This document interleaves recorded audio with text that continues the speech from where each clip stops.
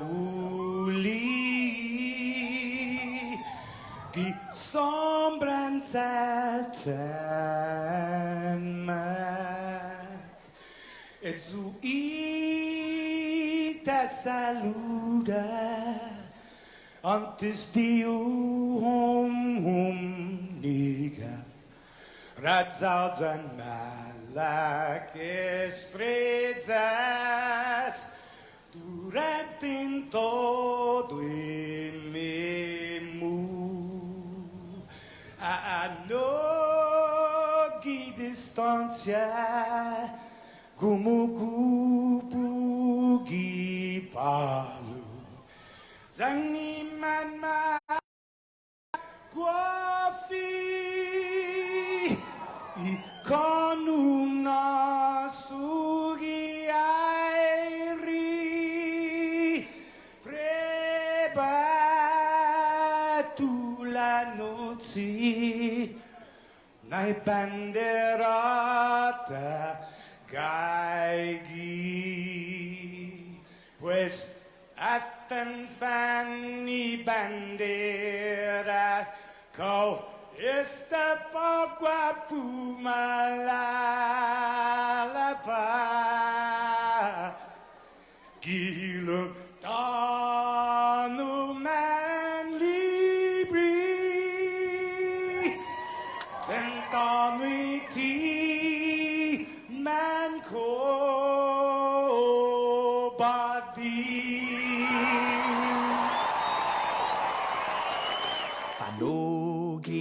Samoru purita nota kantai matu nanyagi todu ilugat parai honra parai gloria abibai isla sin parat parai honra parai gloria abibai isla sin parat todo y tiempo y paz para hita dan gini langit na bendición Conchai peligro na fan sofuham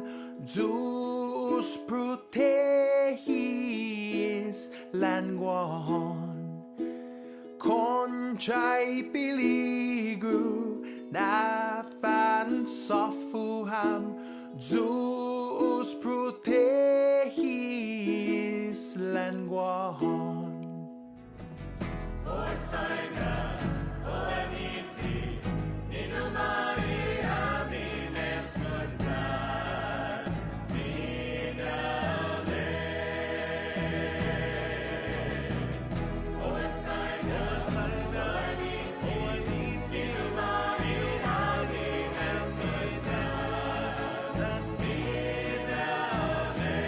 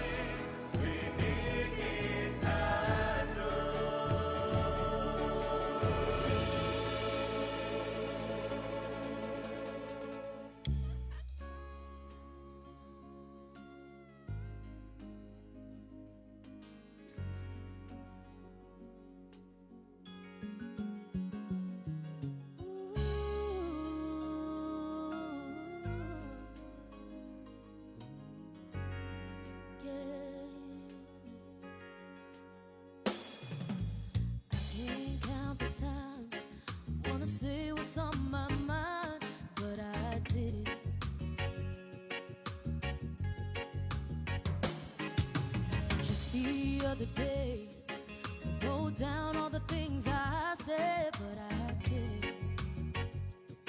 I just couldn't. Baby, I know that you've been wondering. Oh, so here goes nothing. In case you didn't know, baby, I'm crazy about you. I would be lying if I said that I could live my life without you. Even though I don't tell you all the time, you had my heart a long, long time ago. In case you didn't know, ooh, in case you didn't know.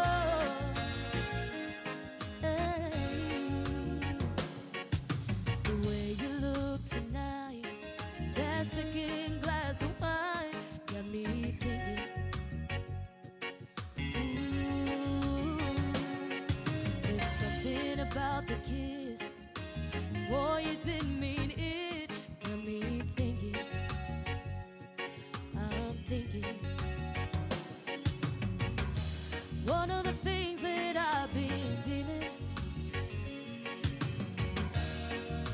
Oh, it's time you hear it. In case you didn't know, baby, I'm crazy about you. I would be lying if I said that I could live my life without you. Even though I don't tell you all the time, you had my heart a long, long time ago. In case you didn't know,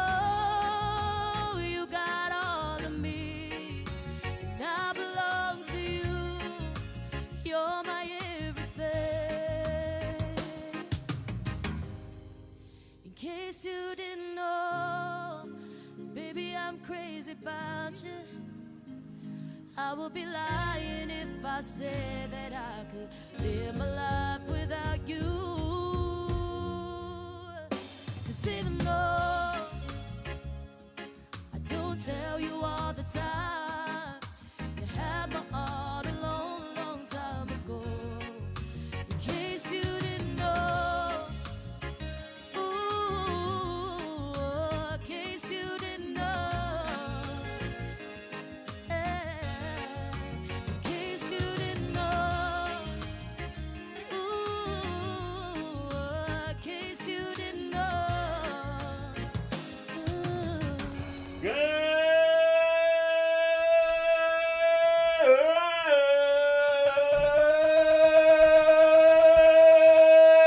Good morning, Guam! Lunes, Monday! All right. Right on. You got it all out of your system? No, there's... Do it again. Come on. I got 3 hours and 48 minutes more of that, Bree. So... Ooh, I'm so excited. I've been waiting to do that all weekend. Good morning.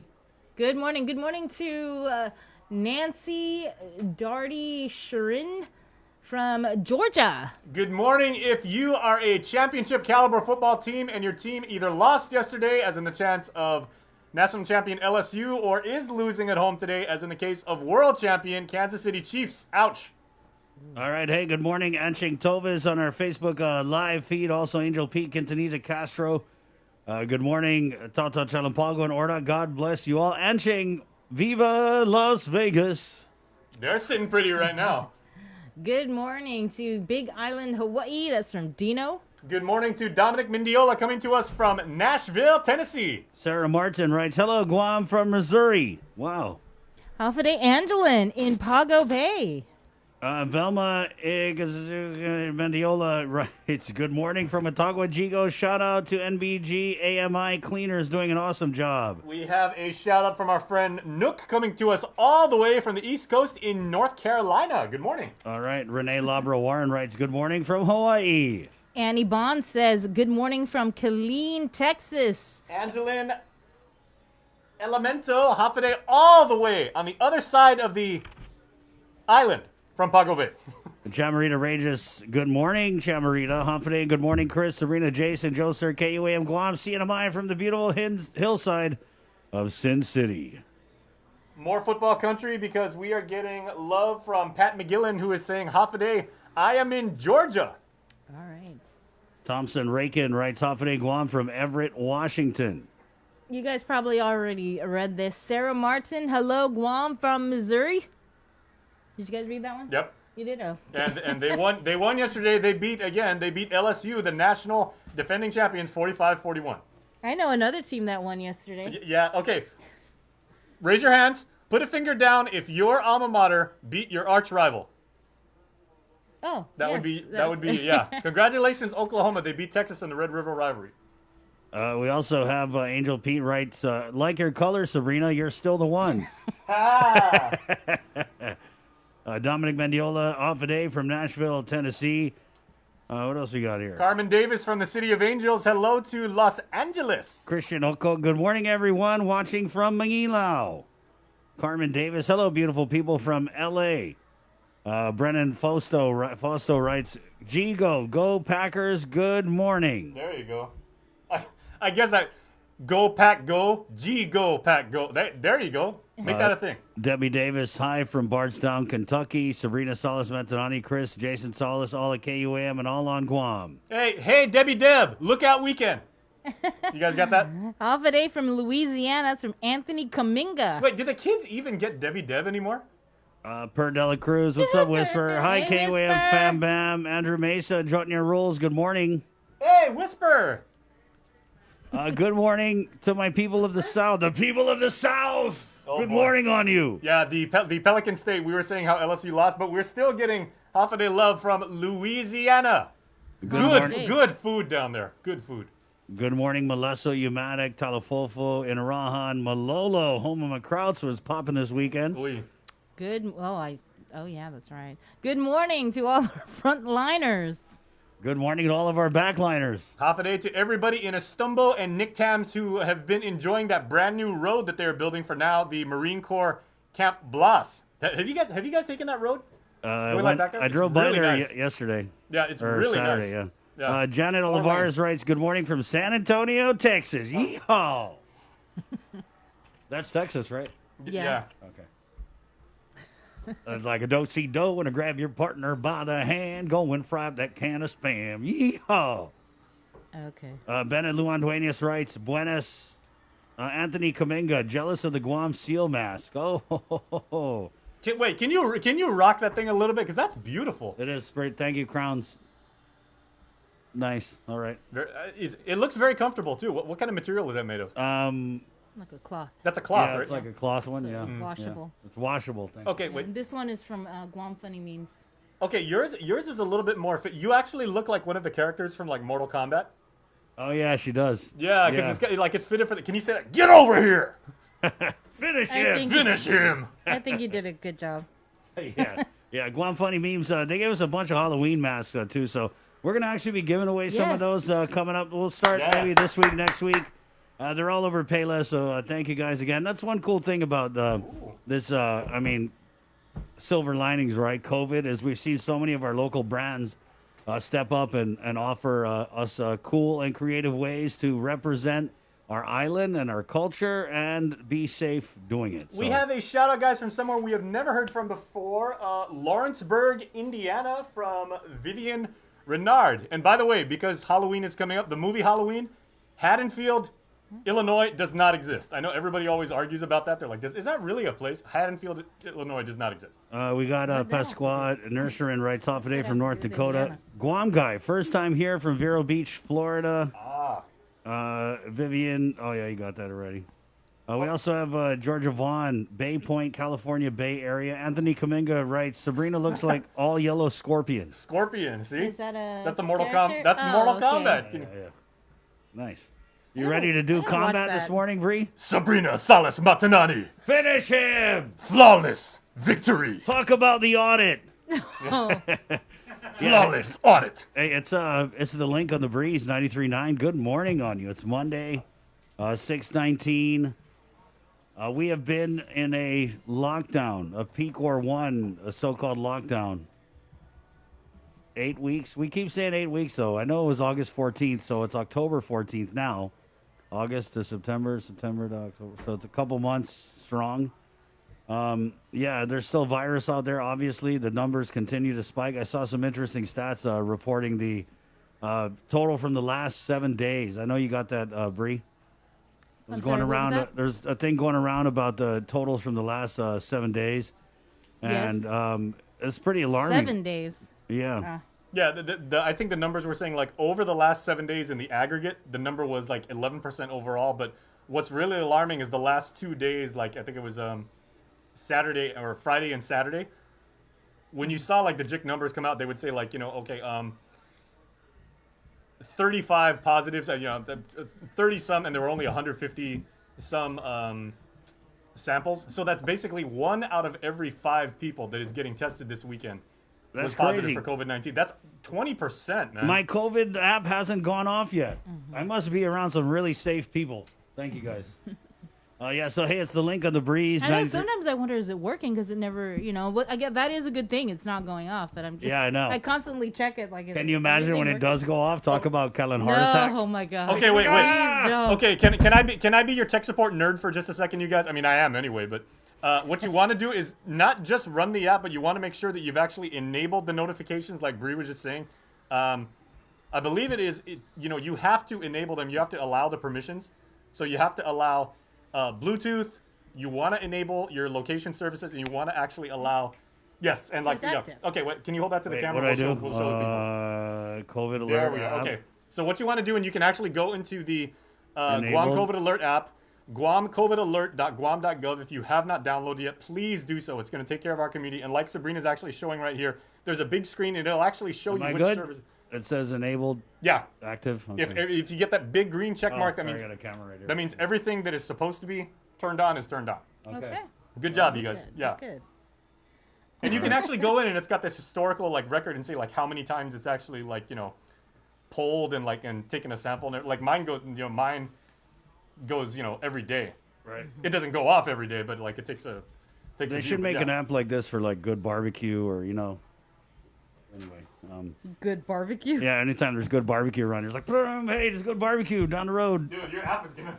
I don't know. I'm good with the chat I'm on, the Guam Barbecue. Oh, yeah, company. right. Talk Always about- get the notifications. Hey, it's 622, the link on the breeze. We're KUAM-FM in Gagnon, Guam, and we're proudly sponsored by Carrier. It's 647 Cool. Also, Cabo Enterprises and IT&E, and of course the Thrive Coalition, where we do a great segment on Tuesdays, and then again they sponsor the One Micronesia podcast sneak peek on Fridays. 622. Here's what's coming up on the show this morning. A lot. Yeah, there's a lot. Of course, we look at work week weather for those of us who are working. Landon Idlet from the National Weather Service. This is really cool. Happens around 6:30-ish, and he does all the charts and the animation. And We need to know, right, about the weather, because it's been really bad. it's been like really bad and really good. Yeah. Crazy, right? Like, so I went up to the Aruna Saturday. The whole way there, it was pouring down rain. Crazy. Katsaganlagus. Got up there. It was most beautiful day. Went to go leave. It rained at night. So You know who doesn't mind the rain? The grass. right. Yes, the plants. That's good for the Yeah. grass. I was actually thinking though, and we've talked about Halloween coming up and everything. The best possible case to deter our people from going out and putting themselves in harm's way and Is the rain. is if it rains like hardcore, and basically you can't go out. Yeah, that's going back even before COVID. I mean, the rain is one part of the top 2 excuses we use on Guam. Of course, hey, how come you didn't go? Oh, the rain. Then the other, of course, is the chick or the wife. So. And our DJ Joser over here, he never wants to come on camera because he's so shy, but he's singing right now. He's like, I saw you And him. walking in the rain. Wait, harmony. You We're holding hands and I never feel the same. Was that Orange Juice Jones, right, You sir? without me, like cornflakes without the milk. When I was growing up, we used to come up with different things like, you without me is like rice without fitted Denny. And you know when I found you over there? You were cold busted. Orange Juice Jones, you guys look it up on Spotify. It's awesome. You can hear it here on the breeze, That's too, when right. your go-to jam's coming up. They don't make them like that anymore. Yeah, They hope don't. We jam that all the time on the They breeze. don't. That's an awesome song. I think we should do that every day. Y'all sing a little tune. Okay, I'm down. That's pretty funny. Yeah, you guys just sing louder than me because I was off there. So here's what's coming up again. 6:45. We're getting the guy Wayne Purcell on from Animal Wellness Action. You remember they're trying to. Well, they came out with a reward system for reporting cockfighting on Guam. I don't know if anything ever came of that. So we're going to get Wayne on. He's over in Washington, D.C., but we're going to change it up a little bit and get a cockfighting supporter on with him to kind of maybe go toe for toe a little bit. Joey Lopez, who's been leading along with his dad a lot of the meetings here that they've been having with the speaker and with various elected officials to try and plead their case to allow the lifting of that cockfighting ban, at least in the territory. So we got that. And then there was a huge audit that came out, Bree, over the weekend from the Office of the Public Auditor. And this audit was dealing with the Liberation Day committee, which was chaired, and I guess is by the Lieutenant Governor Josh Tenorio. Right. There were two chairs, co-chaired by Lieutenant Governor of Guam, Josh Tenorio, and Speaker Tina Munoz Barnes. Right on. So that audit, you know, we've been hearing a lot about clean audits lately. This isn't one of them. And this kind of looks like, I mean, We'll get it. All of it is. We posted it on our website. It was a lot to digest. It was, yeah. And this is something that we actually had been looking into over a year ago. I think. Yeah. And it's just funny because I know that about a month ago we were talking about, or it was less than a month ago, we were talking about with Major Anton Uggan, talking about these prison guards who were smuggling in contraband and ice and whatnot into the prison, and how there was a whole big bust. Just a couple years ago. Mm-hmm. And these guys, they pretty much got to walk. You know what I mean? It was less than a slap on the wrist, maybe less than a tilik on the ear, not even a desk cap, not even a grandma's little pinch under the table. They were allowed to walk. And it was interesting to me when we were looking into this liberation thing yesterday, and even now it seems like one of the officers in question who was charged in that whole big bust has got some companies that were able to get some pretty good contracts from the Liberation Day committee. And you'd be interested to find out the connection between that individual and the lieutenant governor. So it's a really juicy audit. There was a couple $100,000 in question costs. 300,000. Yeah, so we'll be talking about that this morning. We're actually getting Dedito Mayor, and she's the Mayor's Council President, Melissa Savares. It's really kind of funny. So Mayor Hoffman was the co-finance chair, and then Therese Areola, Behavioral Health, was the actual finance chair. But I'd asked Angel Sablan to come on last night. I sent him the Zoom link, and he was like, it was one of these where he's like, oh, no. He was like, oh, no, you should, Mayor Hoffman's more better because he was the co-finance chair. And then a few minutes later, he sends me Therese Areola's number. He's like, oh, actually, she'd be really good because she's a finance chair. So I'll send the link over, and, I'm pretty sure we'll be talking about this for the next couple days. 6:28. Let's get right into it, though. I'll get to the rest of the show. It's going to be a good one, of course. It's the link on the breeze. 6:28. Now with the very latest from the KUAM News team. Good morning, Sabrina Salas Matanani. Off today, everybody. Over the weekend, Guam lost 2 more people to COVID. On Saturday, a 73-year-old man with underlying health conditions passed away at GMH. He was first admitted to the hospital on September 26th. The following day, early Sunday morning, a 60-year-old man with underlying health conditions passed away also at the Guam Memorial Hospital. He was initially admitted on October 3rd. He tested positive upon admission. A total of 60 people have now died from COVID. As for the latest numbers, out of the combined samples ran on Saturday and Sunday, a total of 89 returned positive for the coronavirus. Guam's current COVID case count is now 3,078 people who have been infected, with 947 active cases and 2,071 people who have recovered from COVID on island. According to Guam Homeland Security's Instagram, 58 hospitalizations over at GMH, 10 people in the ICU. At Naval Hospital, 2 hospitalized, and both are in the intensive care unit. McDonald's of Guam owner Jose Azuzu issued a statement that they recently learned that some of their employees tested positive for COVID-19, and that upon being notified of the cases, closed the restaurant for deep cleaning and sanitization in accordance with CDC and local public health guidelines. Quote, we have been working with the Guam Department of Public Health and Social Services and conduct wellness checks at the beginning of each shift to ensure we limit the risk of exposure within our restaurants. In addition, we conduct regular sanitization of high-touch surfaces within the restaurant. Our employees are the heart and soul of our business, and we are thinking of them and their families during this difficult time. On the McDonald's of Guam Facebook page, it announced Tumon is closed temporarily while new drive-through hours were announced at Tamuning, Harmon, Mighty, Jigo, and Agana. Takeout and dine-in are not available at any of those locations. Meanwhile, Kmart nor Public Health provided any official on-the-record confirmation about multiple employee infections. Many social media posts have already identified the establishment as Kmart, and the store posted a sign at its entrance on Friday that it would be closed from 2 a.m. to 4 a.m. this past Saturday. There have been many companies and government offices that voluntarily announced their closures and reopenings for the safety of employees and customers. According to Public Health, when employees test positive, a business should cease operation, wait 24 hours, and then reopen only after thoroughly disinfecting its facilities.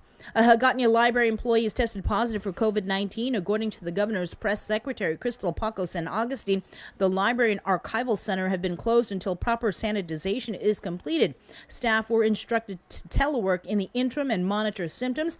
Acting Director Arlene Santos had staff return to work on Monday, October 5th. San Agustin adds when employees returned to work, the facility was large enough to accommodate social distancing. The library had limited services, including book drop and pickup. Customers could call in to request a book, and staff would bring the book outside.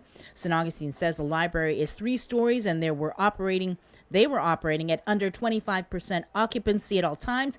It was in June the Leon Guerrero Tenorio administration announced that Santos was appointed as the new president of the Department of Chamorro Affairs, and that an appointment had not yet been made to replace her at the library.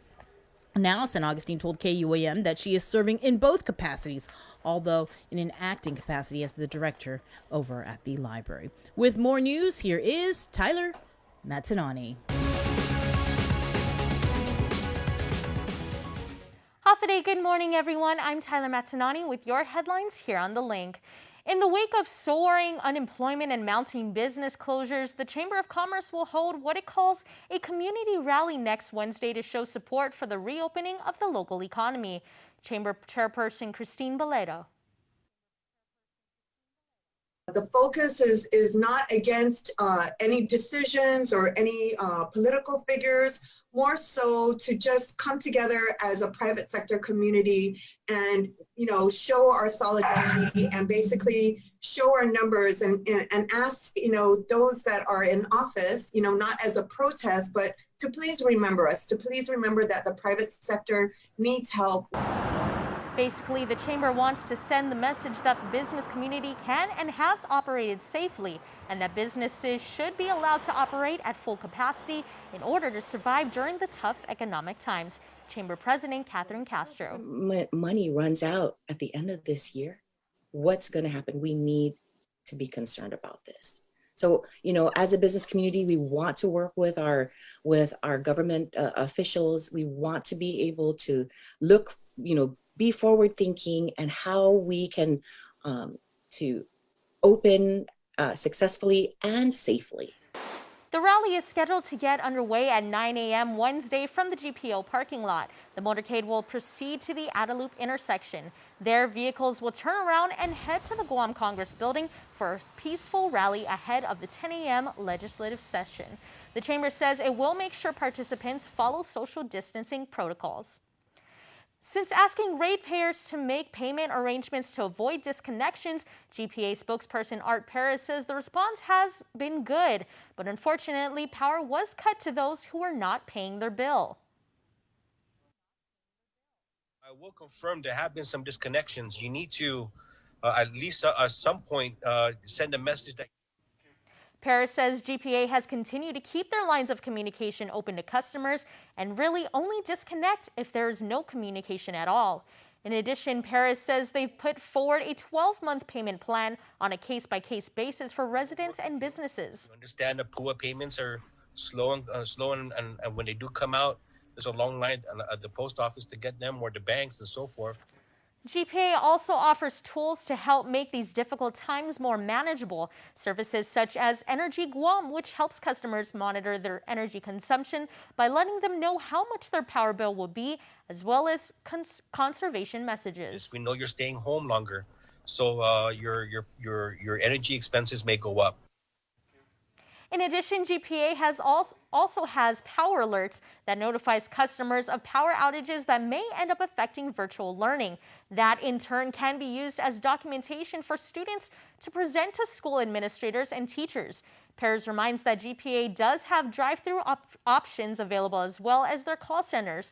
You can contact them at 647-5787 or 89. An update on tax refunds. Department of Rev and Tax and Department of Administration will be mailing out 1,580 tax refund checks this week. The checks totaling a little over $4.2 million.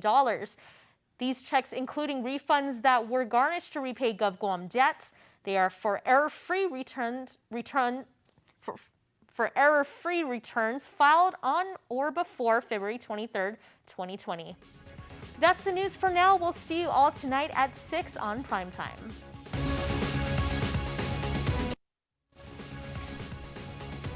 Some $300,000 in carnival procurement is in question, according to an audit by the Office of Public Accountability. The report states the 75th Guam Island Fair and Liberation Day Carnival Committee did not follow procurement rules and regulations for services and major purchases. According to the report, there were no procurement records for purchases totaling $234,000, an improper procurement method used for $66,000 in purchases. The repeat findings are due to ineffective oversight by the Mayor's Council of Guam, and according to the report, the Mayor's Council says the procurement laws are not practical since there are no annual government appropriations and because they work in a short time frame. And since the Mayor's Council has already expressed they no longer want to run the fair, the OPA recommended a replacement. According to the report, the Mayor's Council of Guam's understanding is that its oversight responsibilities may be delegable to the appointed committee. For the 75th Liberation, MCOG appointed the Lieutenant Governor and 35th Guam Speaker as honorary co-chairs. The committee makeup was MCOG, various cabinet members from the current administration, and community representatives. The Mayor's Council of Guam understood that oversight responsibility transferred to the honorary co-chairs and the committee, which included Guam procurement compliance. The Mayor's Council's participation was reduced to subcommittee activities and taking charge of bank accounts, including collecting revenues and processing payments for expenses. Although they may continue as part of the annual fair's planning and execution of the activities, the Mayor's Council of Guam agreed that they do not have the capability to effectively perform and conveyed their desire not to be the fair's oversight entity. Also included in the report, it states that in 2019, the Mayor's Council of Guam again appointed the Lieutenant Governor and the Speaker as honorary committee co-chairs. In January 2019, the honorary co-chairs, the Mayor's Council, and various members of the current administration cabinet were active in planning and executing the fair through different subcommittees, including fireworks, entertainment, and Queens committees. Although the Lieutenant Governor and the Speaker served as honorary co-chairs, their positions were more ceremonial appointees. However, the Lieutenant Governor appeared to be more involved in planning and executing the fair. President Trump's doctor says he is no longer at risk for transmitting COVID-19. At the White House over the weekend, President Trump made his first public appearance since he tested positive for COVID. In the event called a peaceful protest for law and order, the president discussed the coronavirus, racial justice, the economy, and his Democratic opponent, Joe Biden. Michael George reports. First of all, I'm feeling great. I don't know about you. How's everyone feeling? 5 days after leaving the hospital, President Trump spoke from the White House balcony, addressing conservative supporters gathered on the South Lawn. We're starting very, very big with our rallies. His remarks focused largely on the November 3rd election, but the president touched on the coronavirus that landed him in the hospital just over a week ago. Science, medicine will eradicate the China virus once and for all. We'll get rid of it all over the world. As he resumes public events, it's not clear if the president has tested negative. On Friday night, he appeared in what was billed as a remote medical evaluation by Dr. Mark Siegel, a Fox News medical contributor. Are you tested? I heard you said you were going to test again today. Have you been retested? I have been retested, and I haven't even found out numbers or anything yet, but I've been. And I know I'm at either the bottom of the scale or free. Democratic nominee Joe Biden said the president needs to be open about his status. That he is clear, he is not a spreader. Later, Biden held a campaign event in Erie, Pennsylvania. America deserves a president who understands what people are going through. You're facing real challenges right now, and the last thing you need is a president who exacerbates them. President Trump is recovering from the coronavirus, and so is America. A new Trump campaign ad focuses on the COVID-19 pandemic. Infectious disease doctor Anthony Fauci is also in the ad and appears to praise the president. President Trump tackled the virus head-on, as leaders should. I can't imagine that anybody could be doing more. But in that interview excerpt, Fauci is talking about the White House Coronavirus Task Force, not the president. Michael George, CBS News.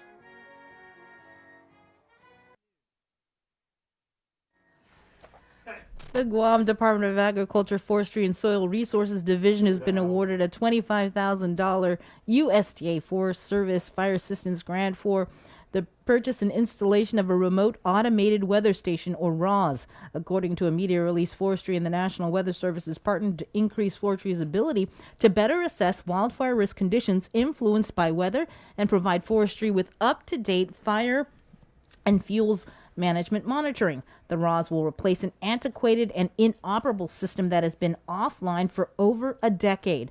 The RAWS will provide Forestry personnel with real-time, on-the-ground data for southern Guam, where a majority of wildfires occur. And from the Zoom room, we now bring in from the National Weather Service, Landon Idolette, with your work week weather forecast. Good morning, Landon. Hey, good morning. How was your weekend? Oh, did a lot of studying and we had exam a work. lot of rainfall over the weekend, and I think we just broke a record for the daytime rainfall for yesterday. We had 3.12 inches of rain measured here at the airport, and that breaks the daily record last set in 1963 of 2.96 inches. So again, that's a record set in 1963, and it has been busted by the rainfall we had over the weekend. And so we were looking at that, the potential for showers over the weekend. And of course, it really materialized because it was my yard day, working in the yard all day, and I had to put it off. So probably later today, I'll get out there. It looks like it's going to be better today. All the showers and stuff is moving off to the west. I'm going to turn my camera around. So here we go. This is what we're looking at right now. Looks like we have a small shower going right over Dededo NCS area going in towards Jigo. The bulk of the showers is now well to our west. We do expect better conditions today and Tuesday. As this ridge passes over the Mariana Islands, and this is that ridge right here. It's coming down, it's moving this way. However, we do expect potential for afternoon scattered showers and isolated thunderstorms over Guam today. And because within this ridge, we have very light winds. So when these winds start coming up over the island from the south, and then eventually the south-southwest, convection will start popping up over the island, and it can dump locally heavy showers and thunderstorms. And again, that's what we call the island effect showers and thunderstorms, and that's what we're looking at for the potential for today and tomorrow afternoon. And if you're out hiking, keep an eye to the sky, because that's the problem for people hiking near rivers, creeks, and streams, because these locally heavy showers can dump a lot of rainfall in a small area, and it can wash through the creek and the rivers pretty rapidly. So don't be caught off guard by that. On the bigger picture, I'm going to turn off these winds right quick so you see the better satellite picture. Not much action across the area, just clusters of showers and thunderstorms across Micronesia. Nothing organized. We are watching a broad disturbance down here near Palau. That's a disturbance we are watching with Joint Typhoon Warning Center, but it's not been upgraded to any kind of a numerical value at this time. Farther west near the Philippines, we're watching 93W in Vesta area, and that's a tropical cyclone formation alert. And that is moving away from the Philippines and thus away from us, and no threat for us. For the broader tropical picture, Tropical Storm Chanhome still spinning up there off of Japan. It's like a cold that doesn't go away. Most of the showers and thunderstorms has been ejected off towards the northeast, but the broader low-level circulation is still spinning out there, and it's going to be doing a small loop over the next couple days. But it looks like while the track aims towards the Mariana Islands, is it a threat to us? It is not at this time. We're going to see this thing kind of stalled out right here well to our north, and then eventually be picked up by a frontal system coming off of Japan Tuesday, Wednesday, and move that on into the North Pacific. So that is no threat to us. Otherwise, Tropical Storm Linfa would be making landfall into the Vietnamese area if it's not already making landfall now. really not bad out there. I know you were talking about the fire weather program, Bree, before you came to me. My brother is running that program here out of our office, so he's working with the forestry folks. So don't ask me any questions about the fire weather program. But I know my brother is doing a lot of great work updating our program, also how we communicate and issue out fire weather watches and warnings. Are there any advisories currently in effect? Yeah, that is correct. We are under a high surf advisory right now. We saw a lot of larger swell, long period large swell come in from the northeast, and I'm glad you mentioned that. We're gonna come take a look at that.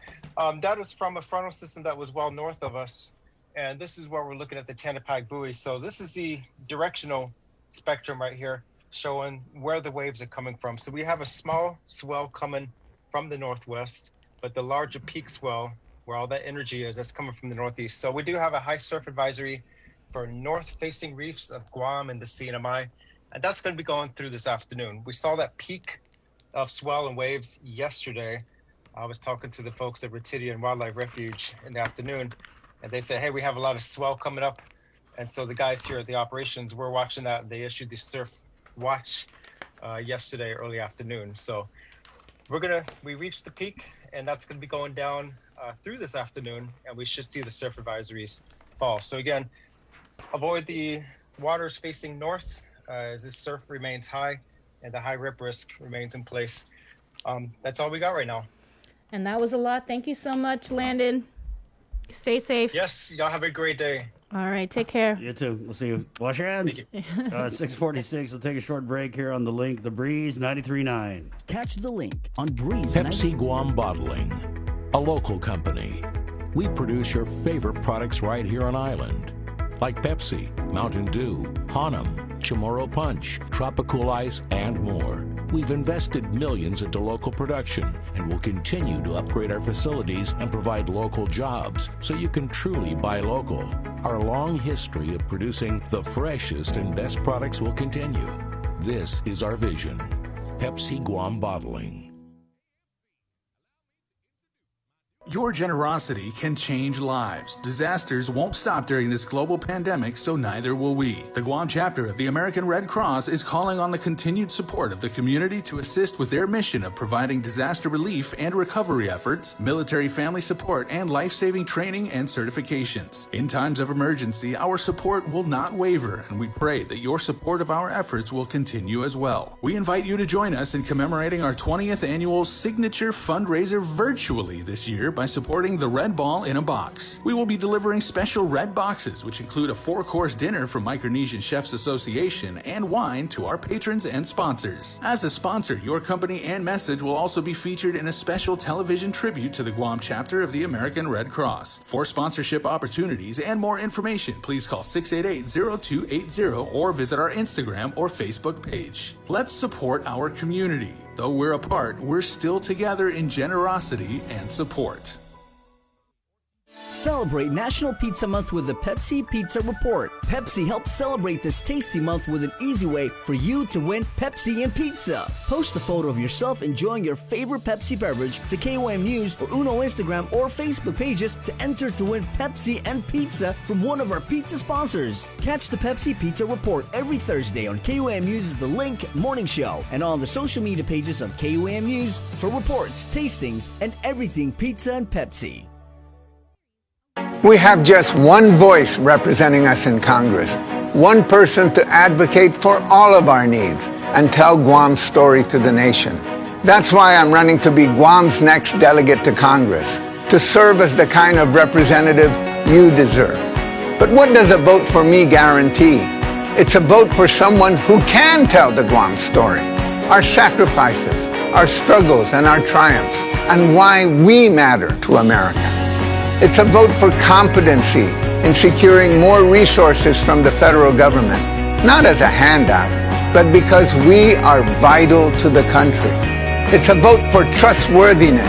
Integrity and trust are not optional when representing you. They are required. I thank you for allowing me to serve Guam before, and I humbly ask you for your vote again. I'm Robert Underwood, and I approve this message. These These are some of the signs that someone is thinking about suicide. Talking about wanting to die, excessive guilt or shame, and feeling like a burden to others. Feeling empty, hopeless, trapped, or having no reason to live. Feeling extremely sad, anxious, agitated, or full of rage with unbearable emotional or physical pain. Other signs include changing behavior, such as making a plan or researching ways to die, withdrawing from friends or saying goodbye, giving away important items or making a will, taking dangerous risks such as driving extremely fast, displaying extreme mood swings, eating or sleeping more or less, and using drugs or alcohol more often. If you or someone you know is showing these warning signs, get help as soon as possible. Call Guam Behavioral Health and Wellness Center's crisis hotline at 647-8833 or 4.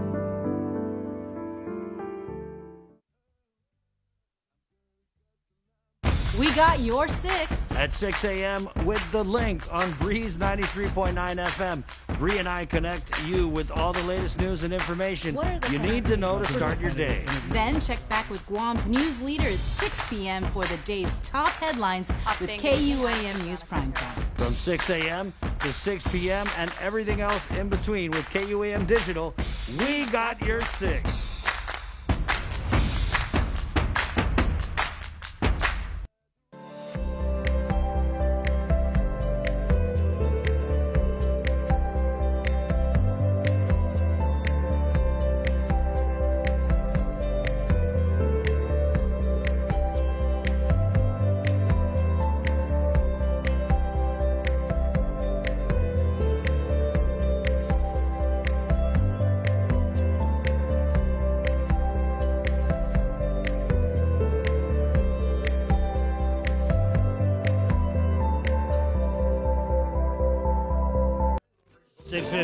Monday! Woo!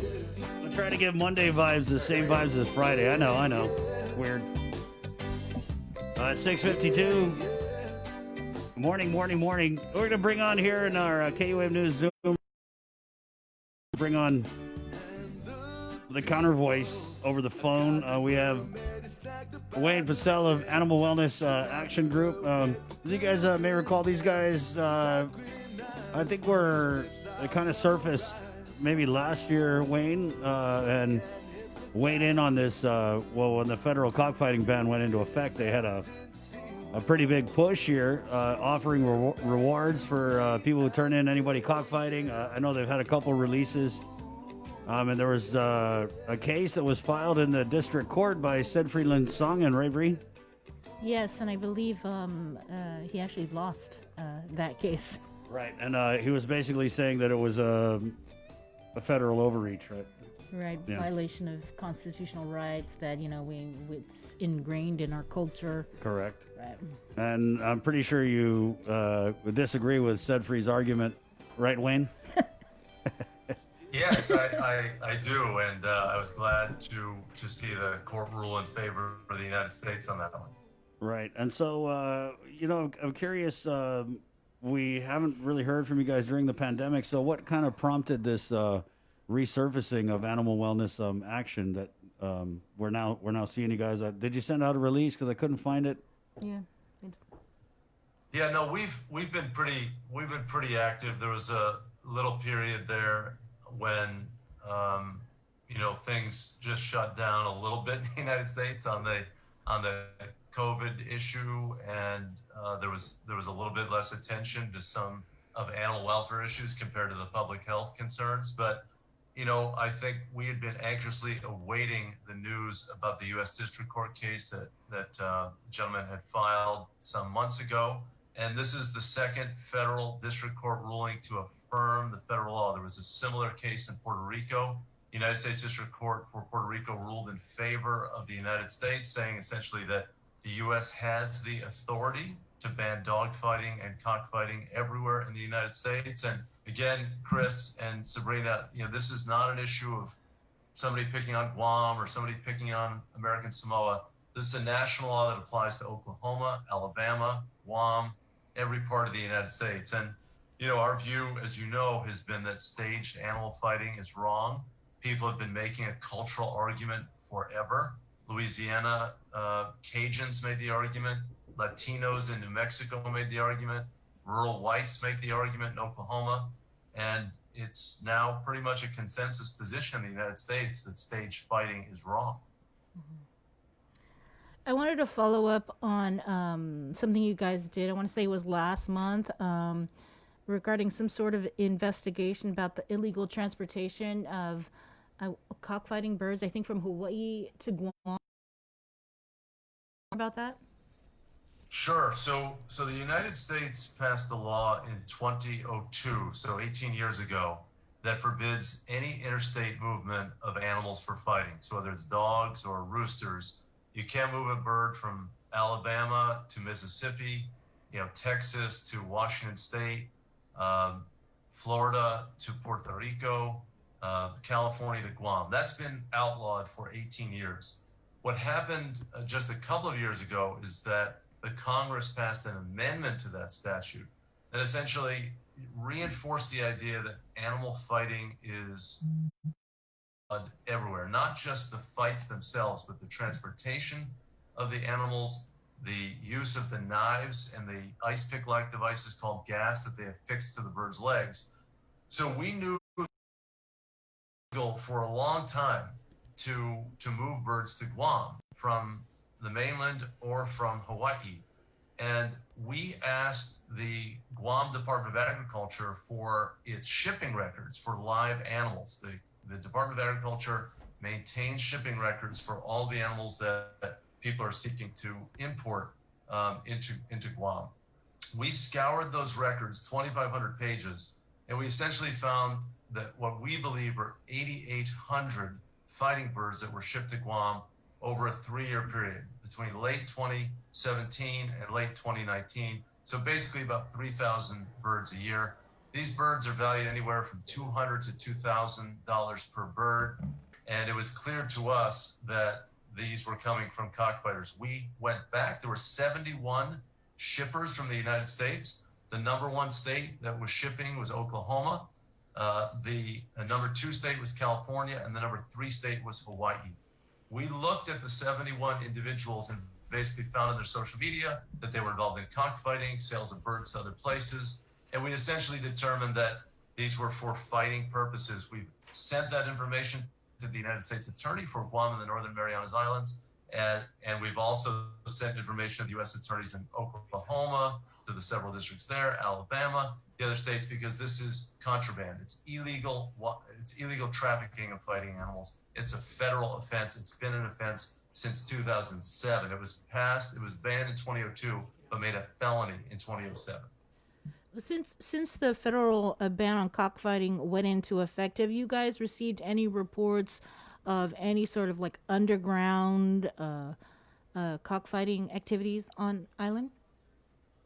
Yeah, we've had a modest number of tips from Guamanians. I would say, probably a little bit fewer than 10 on reports. I mean, we're happy, of course, that the Dome is no longer operating as a cockfighting venue. We also know that the 17 villages, festivals, traditionally there were cockfights at those. That is not sanctioned any longer. So it does seem to be occurring. Hopefully it's much more limited. I've said I'm hoping that it's a 90% reduction in cockfighting activity that's occurred thus far. But thus far, there have been no prosecutions. We're not, we don't wish for prosecutions. We just want people to abide by the law. I mean, obviously if people are disobeying the law, then we want to see the law enforced. But we want people to just abide by it. We don't want to see anyone arrested for this because, we're hopeful that no one's going to continue to do it any longer. Hey, so Wayne, you guys were offering a reward, I remember, for people who turned in people who were cockfighting. But I know that you didn't give that award, or you weren't going to give it until there was a successful prosecution. And so now you're saying that there hasn't been a successful prosecution. So am I to assume that there haven't been any rewards given out? Right. There's been no rewards on Guam because there have not been any prosecutions. I do believe that U.S. authorities have plenty of information from the abundant records that we shared with them about the people who receive the birds on Guam. So I think it would be up to the United States Attorney for the Eastern District of Oklahoma, to make an arrest for the shippers from Oklahoma. But the federal law bans not just exporting or shipping, but also receiving. There are 137 individuals on Guam who received fighting animals in that 3-year period. It's clearly a felony offense. But thus far, there haven't been prosecutions. We haven't paid rewards. Again, we are willing to pay rewards if people continue to violate the law. Then we want to see prosecutions. But our greatest hope is that people just obey the law, and that there is no need for legal proceedings against anyone because people are now adhering to what the United States standard is on animal fighting. I'm going to bring on counter voice here. He is ardent supporter of cockfighting on the island, and I know that he's been one of the leaders in organizing meetings both on the village level and then our island's capital about garnering support to exempt the territories from this federal cockfighting ban. We'll bring on Joey Lopez, but Joey's actually having some internet issues, so he's going to join us on the phone. Joey, are you there? I'm here, Chris. Okay, Wayne, can you hear Joey? Yeah, not too well, but I can hear. Okay, so let me turn you up a little bit. And I kind of wanted to jump into this cultural argument, right? Because I know that in trying to dispel this cultural argument, you mentioned that, it's, people in Oklahoma say it's cultural, people here. So I guess what the point you're trying to make is if all these people in all these geographically different areas say it's cultural, then it must not be cultural, because how can we all have the same culture? But I would say that, it's a socioeconomic culture, you know what I mean? You see, what do we have in common with these places in Louisiana? We're poor. And there's a lot of culture that goes with being poor. I can sit here and crack jokes about growing up struggling to get by with someone from Oklahoma, and they would totally get what I was saying. So I don't necessarily know if culture is strictly, blood defined. But Joey, let me let you come on in here. And so what has the status been, Joey, of the of cockfighting and the scene since the implementation of the federal cockfighting ban, which our own local government has come out against, and they've said that, enforcing that, it's going to be the lowest priority for us. Well, good morning, Chris. Good morning, Sabrina. Good morning. This issue is far larger than cockfighting. I don't want to waste too much time discussing cockfighting. Why? Because it's banned. It is a federal ban. So I'm not going to waste my breath and get into the shouting match going back and forth with Wayne. Oh, shucks. The issue at hand is much larger than cockfighting. Chris, we're talking about animal rights here. We're talking about animal wellness. What about the wellness of our people? What about cruelty in the face of democracy? Chris, this is a standard case of big brother picking on little brother. We're thousands of miles away. We are being given, we had no discussion. We had no chance to sit at the table to provide our input. We're faced with these bogus claims of these surveys that say 80% of the island population is opposed to cockfighting. I don't buy that, and I think there's a lot of people on this island that don't buy that. I'd like to know, what was the target pool? What was the demographic? Because that just simply cannot be the case. The issue that we have here is our culture is being threatened. To say it's not part of the culture is totally a false claim. You can walk into major buildings, look at artwork on the walls. I mean, Bank Pacific in Dededo, walk inside of the airport. You can see depictions of cockfighting from the early 1920s, 1930s. I mean, you see this. So to say it's not a part of the culture, well, that artist did. That artist thought it was. This is just the beginning. It's not going to end with cockfighting. From cockfighting, it's going to go on to these other issues where we're going to constantly be oppressed. Here's the law. Take it. Where's democracy, Chris? Where was the process? Yeah, Wayne, how would you kind of respond to that? And Guam being a territory, right? So we receive these federal mandates that we have no input in, and then, it's the law of the land. So what would your response be to that? Well, I think that, there have been longstanding concerns, obviously, from Guam, Puerto Rico, Washington, D.C., where I live, that these parts of the United States don't have full representation. I get it. I understand it. No, I didn't Wayne, make those rules. There is a robust effort to try to expand voting rights. There's a movement that Puerto Rico become a state, Washington, D.C. a state. Obviously, the situation that exists now is that there are delegates to all of the territories. All of those delegates were heard during the debate on this anti-animal fighting provision. Madeline Bordallo, who preceded Mike San Nicolas, spoke out against it. So did the other delegates from the other parts of the Pacific and the Caribbean. But it wasn't a close call. And again, I think that there was an argument that this was an imposition, that this was somehow not legal. And now we have two federal district courts that have affirmed the United States authority. To make a decision in Congress on a law doesn't mean that everyone in the United States has to agree with it. I mean, we live in a majoritarian democracy where a majority of people express through their representatives, delegates, senators, make a decision. I've been unhappy with some laws that have been passed to enable animal abuse or subsidies to industries that I don't like. And you just keep fighting, right? So the delegate from Guam and the other territories they have a bill now to repeal this. I don't think it's going to get very far, but that's the way the process works. And the culture argument, of course there are people who feel strongly about this. This is why we're discussing it today. People have been cockfighting for a long time all over the world for 3,000 years. But there's not one particular group in one part of the world that engages in this activity. It started in the Roman times. It spread all over the world. It is legal in parts of Mexico and the Philippines and other parts of the world. There's an ongoing debate about it. It was legal in every state in the U.S., but now all 50 states ban it and the United States bans it.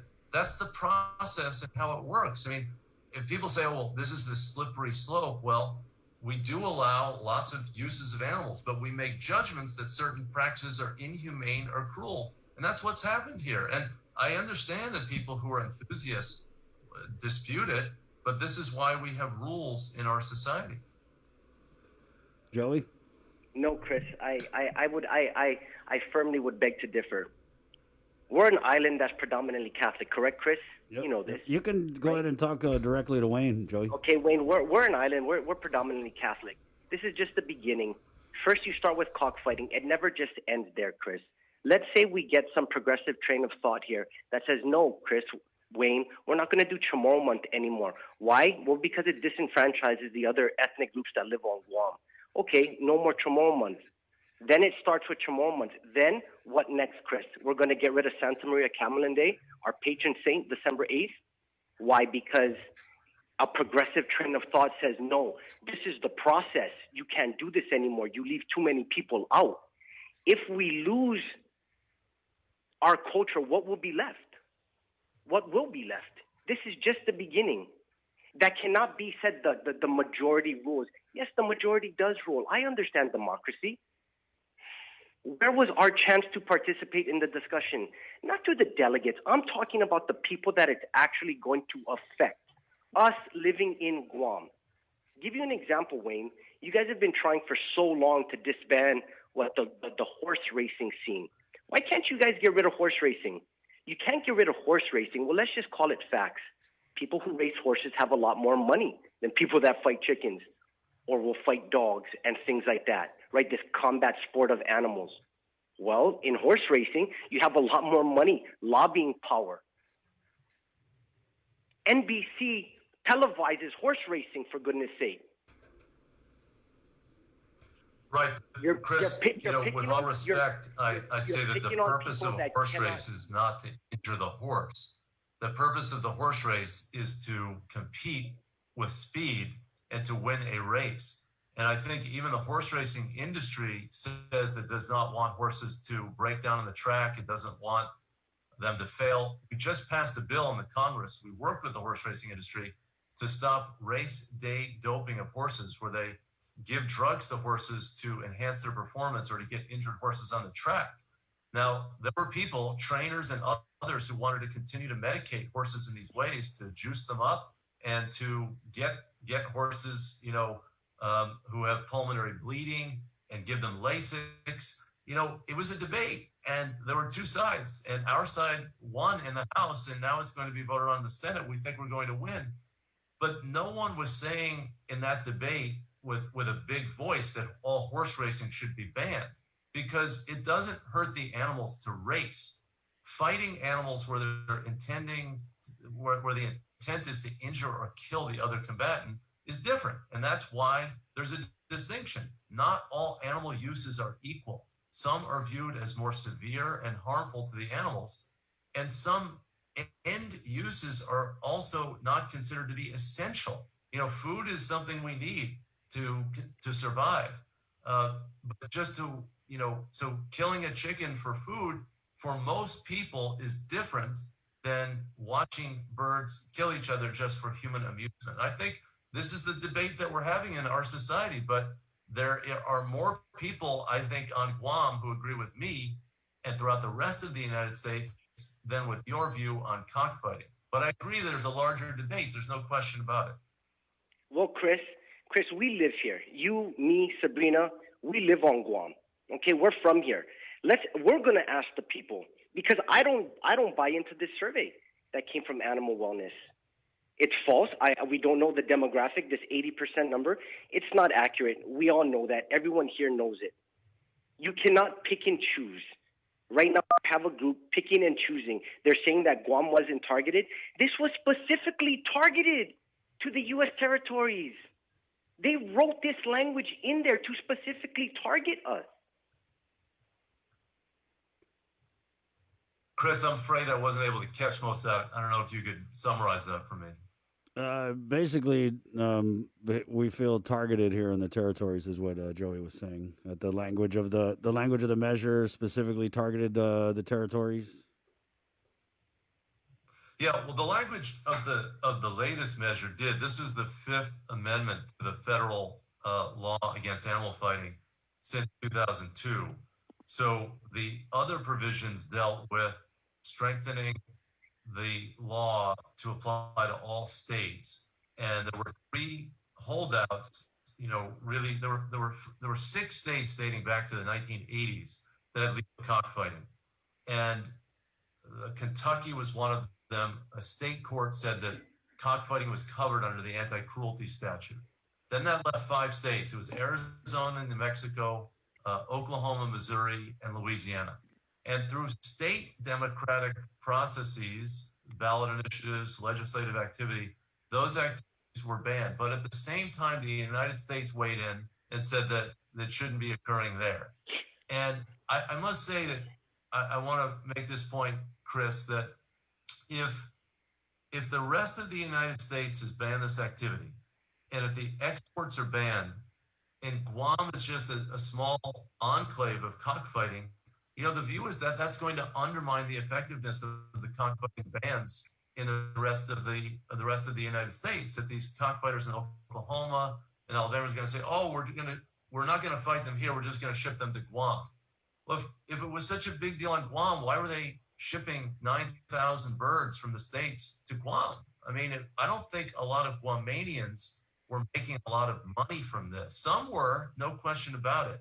But, there was not a lot of evidence that it was just a Guamanian thing. Guam became a hotspot for people throughout the United States and frankly from other parts of the Pacific Rim to bring birds for fights at the Dome and some other places. Wayne, why do you think we haven't seen the federal response? So we had our local government come out and say that enforcing this federal cockfighting ban, which we didn't get any money to enforce, would be the lowest priority for the government of Guam. That being said, there was a thought among some people that we would see the federal stormtroopers, busting into the Dome, going into people's yards and, stealing their cocks. We haven't seen that. And when we asked the feds, they had brought up that it's a matter of resources. Yeah. Well, I don't really think it's the Guam PD or the other territorial law enforcement agencies. It's their responsibility. They're not supposed to be enforcing federal laws. That's not their charge. That's not their mission. I think what their mission is to cooperate with the federal government and to provide support, intelligence, information if there's law breaking going on. But it's up to the FBI, it's up to the U.S. Marshals, it's up to the law enforcement arm of the U.S. Department of Agriculture, and to the United States Attorney to address the issue. I think that, if there is serious law breaking in this regard, I'm confident that the United States is going to act. We've just seen some major busts and takedowns of big breeding operations in California, in Georgia. I believe the United States has taken this matter increasingly seriously, partly because animal wellness action has really been underscoring the importance of it. And I hope that happens. But again, Chris, I want to underscore, I hope people obey the law. I understand the passion. I understand the views of the critics of the federal law, but it is the law, and it was upheld in multiple court cases at the federal level. Mr. Linsongen has now appealed to the Ninth Circuit. Eventually that case will be decided, but I think he has a very, very hard argument to make because all the case law is in favor of supporting the position of the United States on this issue. Woody, let me ask you, why do you think we haven't seen the federal government response to this cockfighting ban? Well, I would probably assume, I can't speak for the federal government, but I would probably assume that, as you know, being on a small island of Guam, thousands of miles away from the mainland U.S., that resources are an issue. And there are more pressing issues for the federal government that they're concerned with in Guam. Now, Chris, I'm not going to talk about cockfighting anymore. It's a ban. It's set. It is law. There's nothing we can do can change that. What I am here to do, to speak to you folks about, is I want to highlight this issue that we are constantly being handed down laws with no form of representation, no seat at the table. Never mind cockfighting, Chris. This is just the tip of the iceberg. This is only the beginning. Next thing you know, with more progressive type thought like Wayne has, we will lose things like fiestas, Santa Maria Camelin Day, things that define what our beautiful island is all about.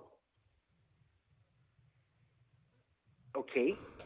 Dating back to the history of the United States. Look what happened when a small group of militiamen got together. Let me remind you of the Boston Tea Party. Things like taxation without representation. Now, granted, we're far from that, but is it not the same? Is it not the same train of thought, Chris?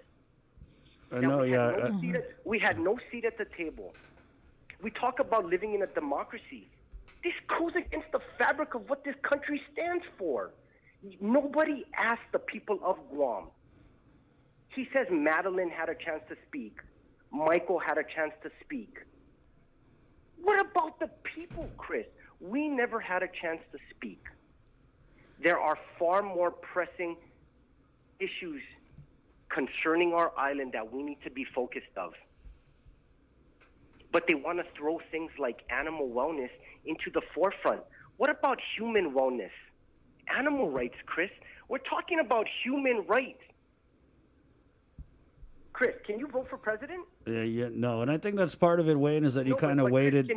Of course, Joe. Yeah, of course they can. You can vote for president, right? Yeah, you can.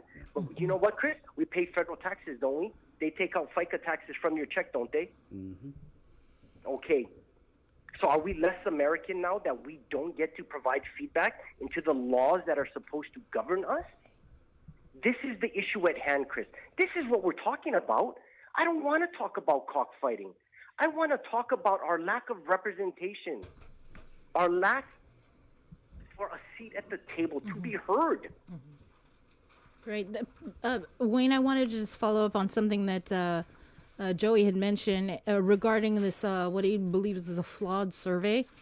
If you could, I think it was in December that the results were released. Can you take us back to that time when that survey was conducted in terms of like how many people, who were the people that participated in this survey, and even who conducted the survey? Yes, I'd be happy to, Sabrina. So we, I want to underscore that we've done a lot of polling through the years to try to assess public attitudes toward a variety of use of animals, not just dog fighting and cockfighting, but the use of steel gel-like traps to catch animals for of animals on factory farms or different subjects. We don't release every poll that we conduct, but we wanted to find out where Guamanians stood on this issue, because I don't think that before Animal Wellness Action got involved in this, that cockfighting had been a very big debate on Guam. And I had a theory based on my work in the States on this issue, having worked to ban it in the last remaining states where it was permitted, that people have a moral intuition on this issue. Even if there has not been a big discussion, it seemed like the activity was accepted by people. When asked, most people would oppose it. I was confident of that, and then put the survey into the hands of a Guam-based firm that's been doing public attitude survey work led by a guy named Jay Merrill for many years. He designed the survey.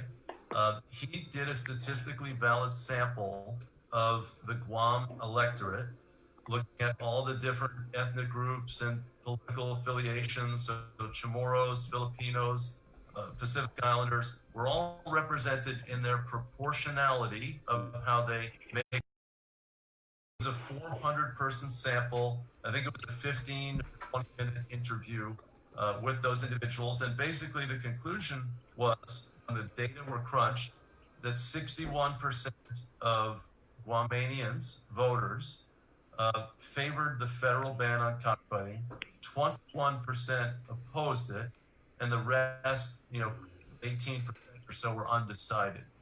That is totally consistent with the results that we've seen in other places. I mean, it's probably a little stronger in places where the debate has been engaged for a longer time, but it's anywhere from, so if you remove the undecided, it basically means, like, of the people who had an opinion, more than 70% of the people who had an opinion opposed cockfighting and supported the federal ban. That's been consistent with the ballot measures we saw in Arizona. There's a new survey that's coming out of Puerto Rico that shows strong opposition to cockfighting there as well among the electorate. So I would encourage for Joey and others who disagree, I mean, let's get a reputable firm in Guam and ask the questions again. I understand that people, want, it's hard for me or the firm in Guam to say, we did release the questions and we're happy to, have people hear about it, but it was an attempt to be non-neutral. Do you favor or oppose cockfighting? I mean, that's not a weighted question. That's just a straight question, because most people understand what cockfighting is. Then you let them answer. And that was the tenor of the debate, or not the debate, the survey. And let's reproduce it. I mean, we're happy to see it. We're confident that this is where the people of Guam are on the issue. Joey, your response to that? My response is, Chris, you got to let us decide. Let Guam decide. And I'll leave it at that. Let Guam decide what is good for Guam. Not people like lobbyists like Wayne and his group. Let them decide. He's going to say the majority. Well, then let's put it on the ballot, Chris. And I think that's where Guam needs to go next. We need to decide for ourselves. Good points here. Wayne, we'll give you the last word, Joey, but in closing, before we let you go, where are we now? In closing, okay. I just want the people of Guam to realize we need to highlight issues such as this ban that we never had a choice. It was just given to us. Here, take it. This is not the end. This is only the beginning. You mark my words, Chris. The next thing you know, they're going to come after our fiestas. They're going to come after hunting and gathering rights on Guam. They're going to say we cannot hunt anymore. This is only the beginning. People of Guam, wake up. Please look into these issues. It is so much larger than cockfighting, Chris. That's all. Thank you for your time. You guys have a great day. God bless. Thanks, Joey. Okay. Wayne, I guess we'll give you the last word. But before we do, I just wanted to get a comment. This is something that I'd covered with you before. There's a breaking news story Former HSUS, Humane Society of the United States CEO, subpoenaed regarding the sexism and the cover-up. And we kind of cover this, but this is a new development, right, Wayne, for you? You resigned in 2018 from the Humane Society of the United States after multiple women accused you of sexual harassment, and now you're being subpoenaed. Can you just give us a comment on that, and then we'll get on to your closing statement? And what would you kind of say to people who... We did discuss it before. There was a claim from an individual that I kissed her on the cheek 13 years before. There was an investigation. A couple of other women came forward and, made arguments about an unhelpful environment. The board of directors of the Humane Society to retain me. I decided to resign. I'd been there for 25 years. I had led the organization for 14 years with 0 complaints. So let me just be clear, Chris. I don't support harassment. I think it's unacceptable. It's wrong. I denied that, I had done anything untoward. If people felt uncomfortable, that's their own perspective on the issue. I do understand. But when I talk about animal abuse and people are defending animal abuse, they're continuing to defend the abuse. I don't think that harassment of any form is ever acceptable. So it was an unfortunate episode for me, but it's in my past. As I said, I deny that I made anyone or attempted to make anyone feel uncomfortable. Okay. Anything else you want to add, Wayne? What's next for animal wellness action on Guam? Well, I think that the reality is that animal cruelty continues in this country. It's not on Guam specifically or in any other state. Animals have been treated like things and objects for too long. Animals deserve respectful treatment. They feel pain and they suffer like we do. They have lives that matter to them. And at the very least, we should not, exhibit cruelty to them. And putting them in a fight so that people can be amused by it and gamble on it is the very definition of animal cruelty. So Animal Wellness Action is going to continue to speak out on animal cruelty issues.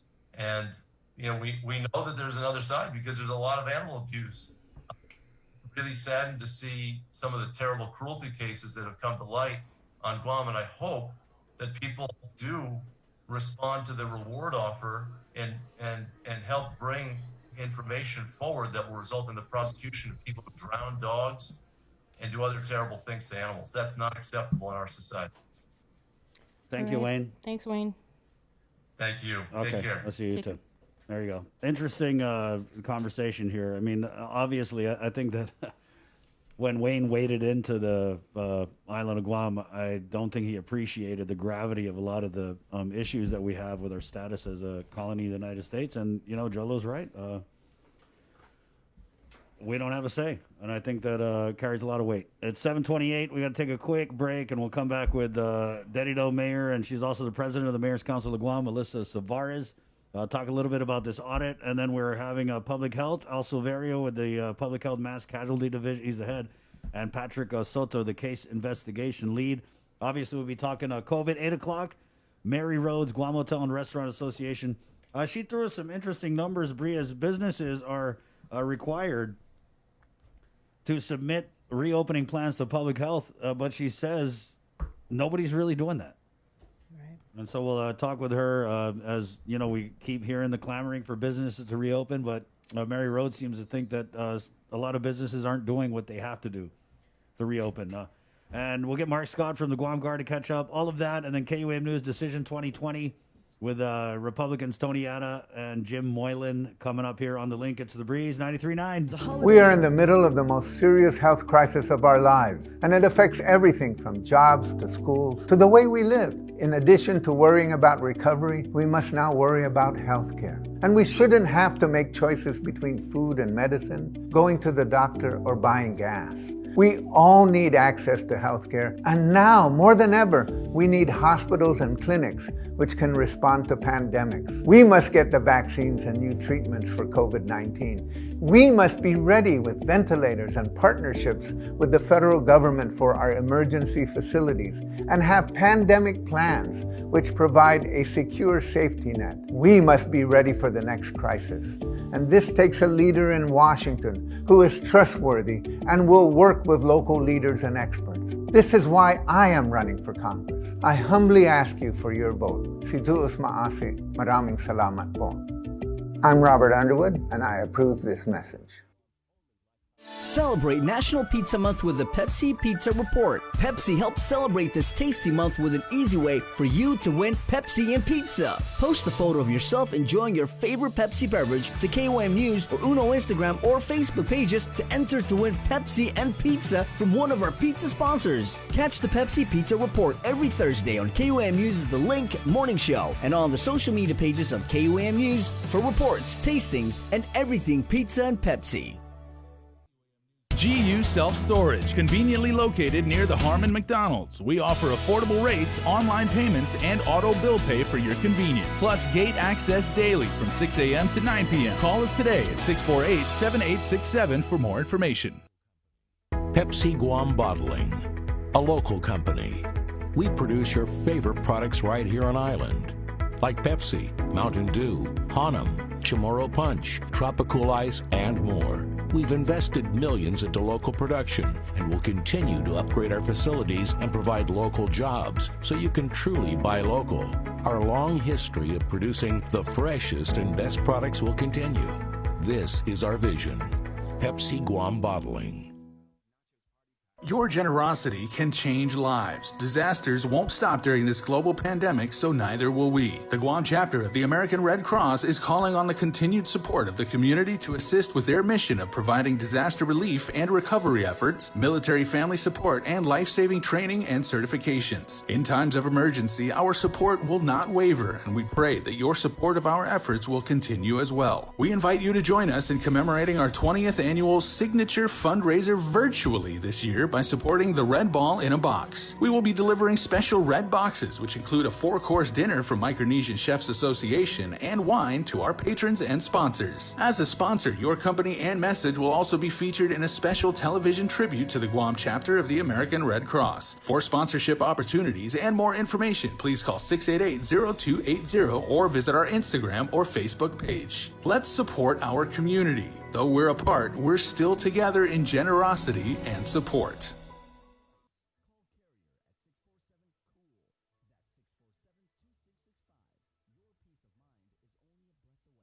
We got your 6. At 6 a.m. with The Link on Breeze 93.9 FM. Bree and I connect you with all the latest news and information you need to know to start your day. Then check back with Guam's news leader at 6 p.m. for the day's top headlines with KUAM News Primetime. From 6 a.m. to 6 p.m. and everything else in between with KUAM Digital, we got your 6.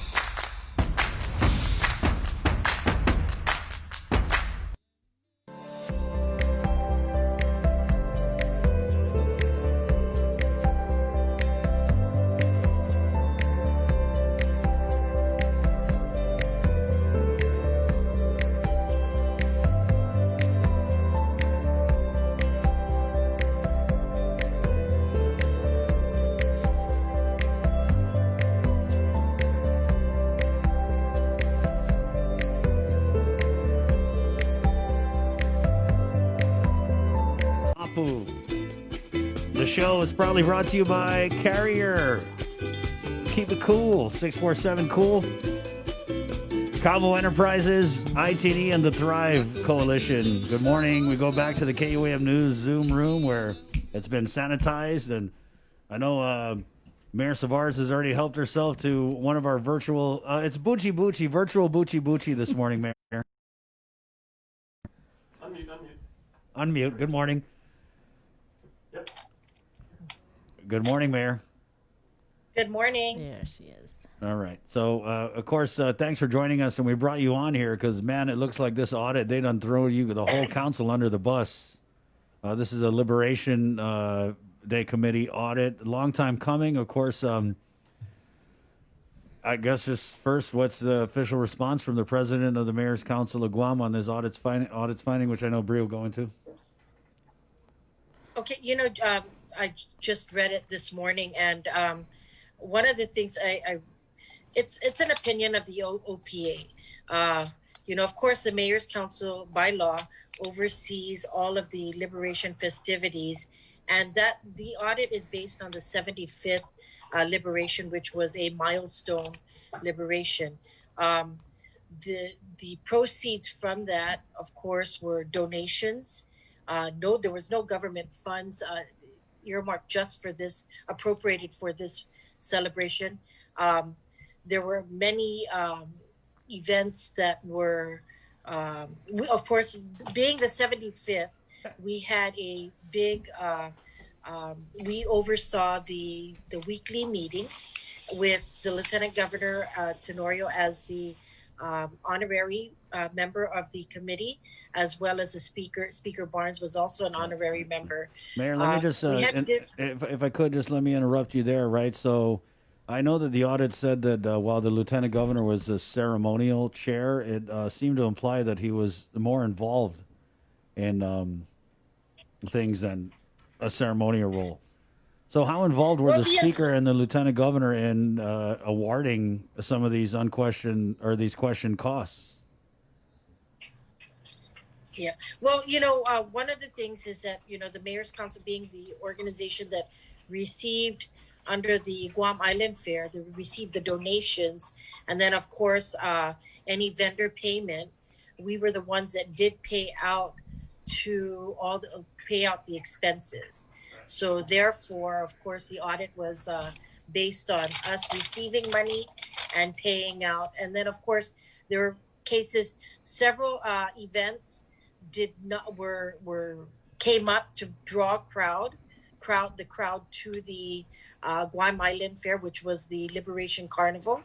And through those events, there were unexpected costs where we had like a car show, dog show, and we purchased prizes through that. And so those were things based on the audit that were unexpected expenses at that point. But Mayor, so it kind of sounds like you're saying that the mayors received the money and paid it out, but who decided who got what in terms of like security contracts or any other types of contracts associated with the running of the big liberation festivities? So there were RFPs sent out to security companies. And then, of course, based on the bids that's how contracts contractors were selected. The same thing with the event, well, with the exception of some big events where we brought local entertainers back home to participate in the 75th liberation events. So who is in charge of procurement? Okay, so I was in charge of the Queens Committee. Mayor Hoffman and his committee took care of the procuring and distribution of the checks. So that committee, the Finance Committee, actually sent out RFPs, requests for proposals for events, with the exception of big events where we brought entertainers home, local entertainers home from, say, the mainland. And so that was not procured because we were bringing local talents back. But local procurement as far as services here, it was the Finance Committee that sent out the RFP for that. And the person who chaired the Finance Committee or Finance Subcommittee? It was Teresa Ariola with the Guam Behavioral. She was a volunteer for the committee, as well as Mayor Hoffman. I want to just read a little bit here from, what did you call it? I never heard an audit being called an opinion before. You said it was an opinion from the OPA. Yes. Well, okay, we provide, everybody has their own opinion. After we provided them with the all of the finances from the different committees, and then the overall, they do an audit, and then they release their audit findings, and it's an opinion. We a lot of the portions of the audit, we were citing the law, several laws. Of course, the procurement law when it came to competitive bids, and then because of the 75th big event, the Diamond anniversary of liberation, bringing local talents home was something that, and like I said, this was not a government appropriation. Right. Yeah. It was. That's what I wanted to read to you from the book of the audit here. Yeah. The procurement of goods and services. This is the chapter, the part ineffective oversight in the procurement process. Procurement of goods and services for the fair were done by individual subcommittees. No committee member oversaw the entire procurement process nor ensured maintenance of procurement records. The Mayor's Council provided files for our review, but several procurement records were missing. Mayor's Council of Guam stated it followed the procurement process similar to the prior year's fair. However, they believe that following Guam procurement is not practical due to factors including a limited time frame in planning and executing the fair and a lack of annual government appropriations. The fair's funds were from sponsorships, solicitations, and donations, though Mayor's Council of Guam may find it impractical to follow Guam procurement. Their adherence ensures accountability and transparency of the fair's activity. And what I want to kind of be careful of, mayors, because I know you keep saying that these were donations, but I mean, just because it wasn't taxpayer-funded money, I think we still have to make sure that there isn't corruption going on in terms of who's getting big chunks of these donations, right? I mean, just because people gave us the money to have liberation doesn't mean that we just turn a blind eye and never mind if, you know, so-and-so's Nyao is getting a contract or someone's party is getting it. So I just kind of want to be careful about saying that, oh, because it was donations, we could do whatever we want with the money. Because clearly the auditor disagrees. Right. And I understand. And so, you know, several of our big events, I mean, our big donors actually sponsored particular events. Several donors said, okay, we're sponsoring the concert for July 4th. And another donor said, we're sponsoring the concert for the July 21st. So the big ticket events were sponsored by several sponsors collectively, or several sponsors had choices. They were given the list of activities and they chose to sponsor particular events.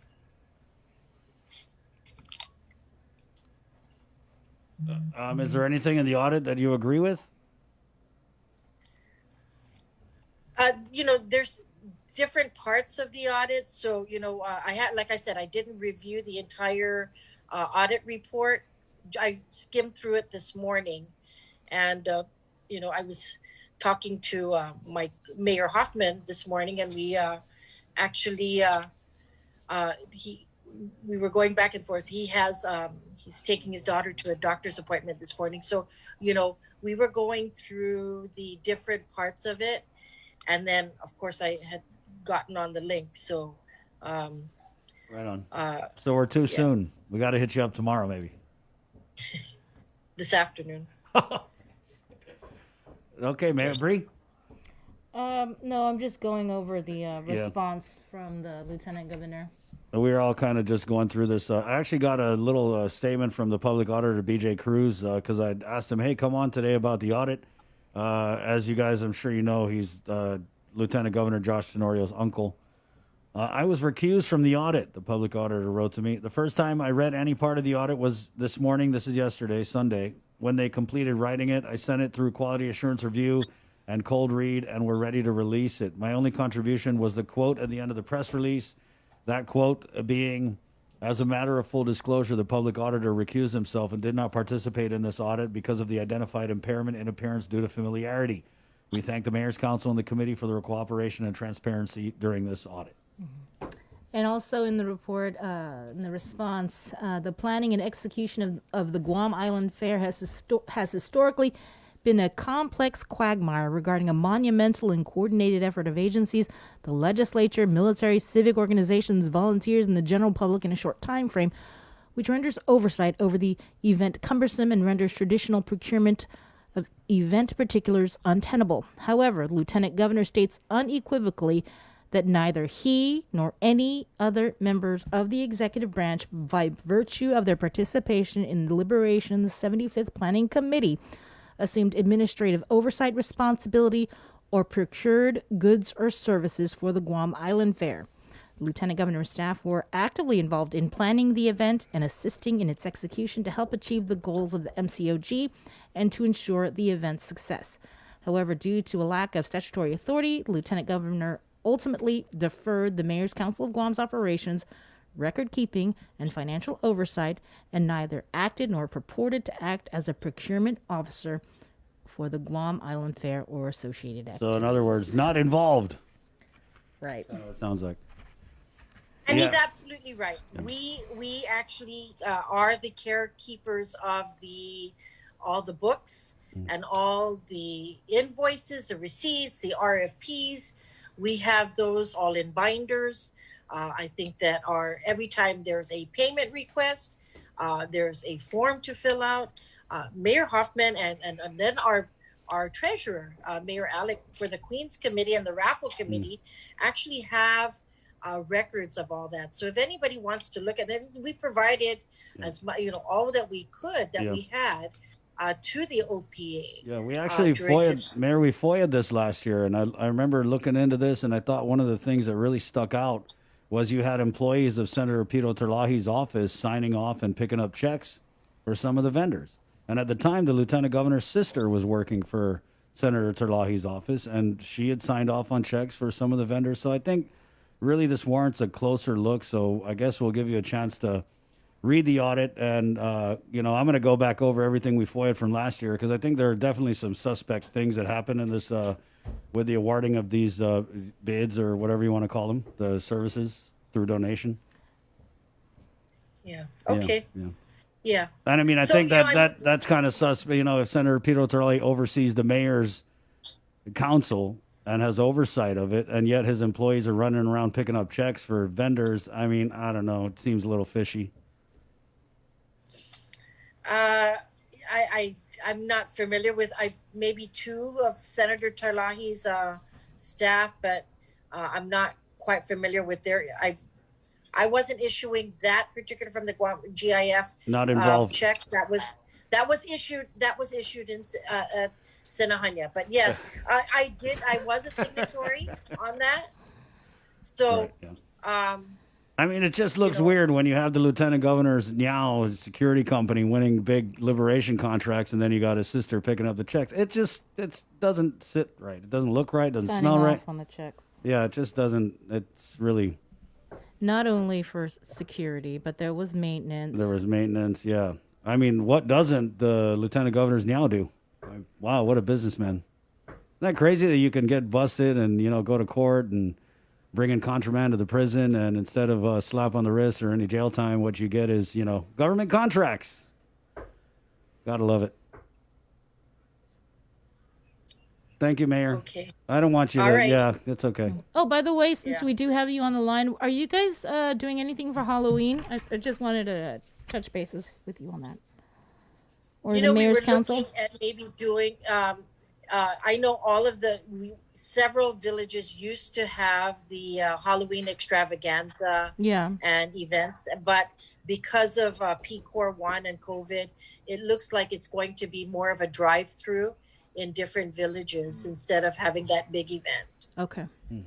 Okay. Okay. Well, I'll reach out to you later All right. about Halloween. Thank you, Mayor. Thank you. Okay, Thanks, Esther. Mayor. Thank you. Wash your hands.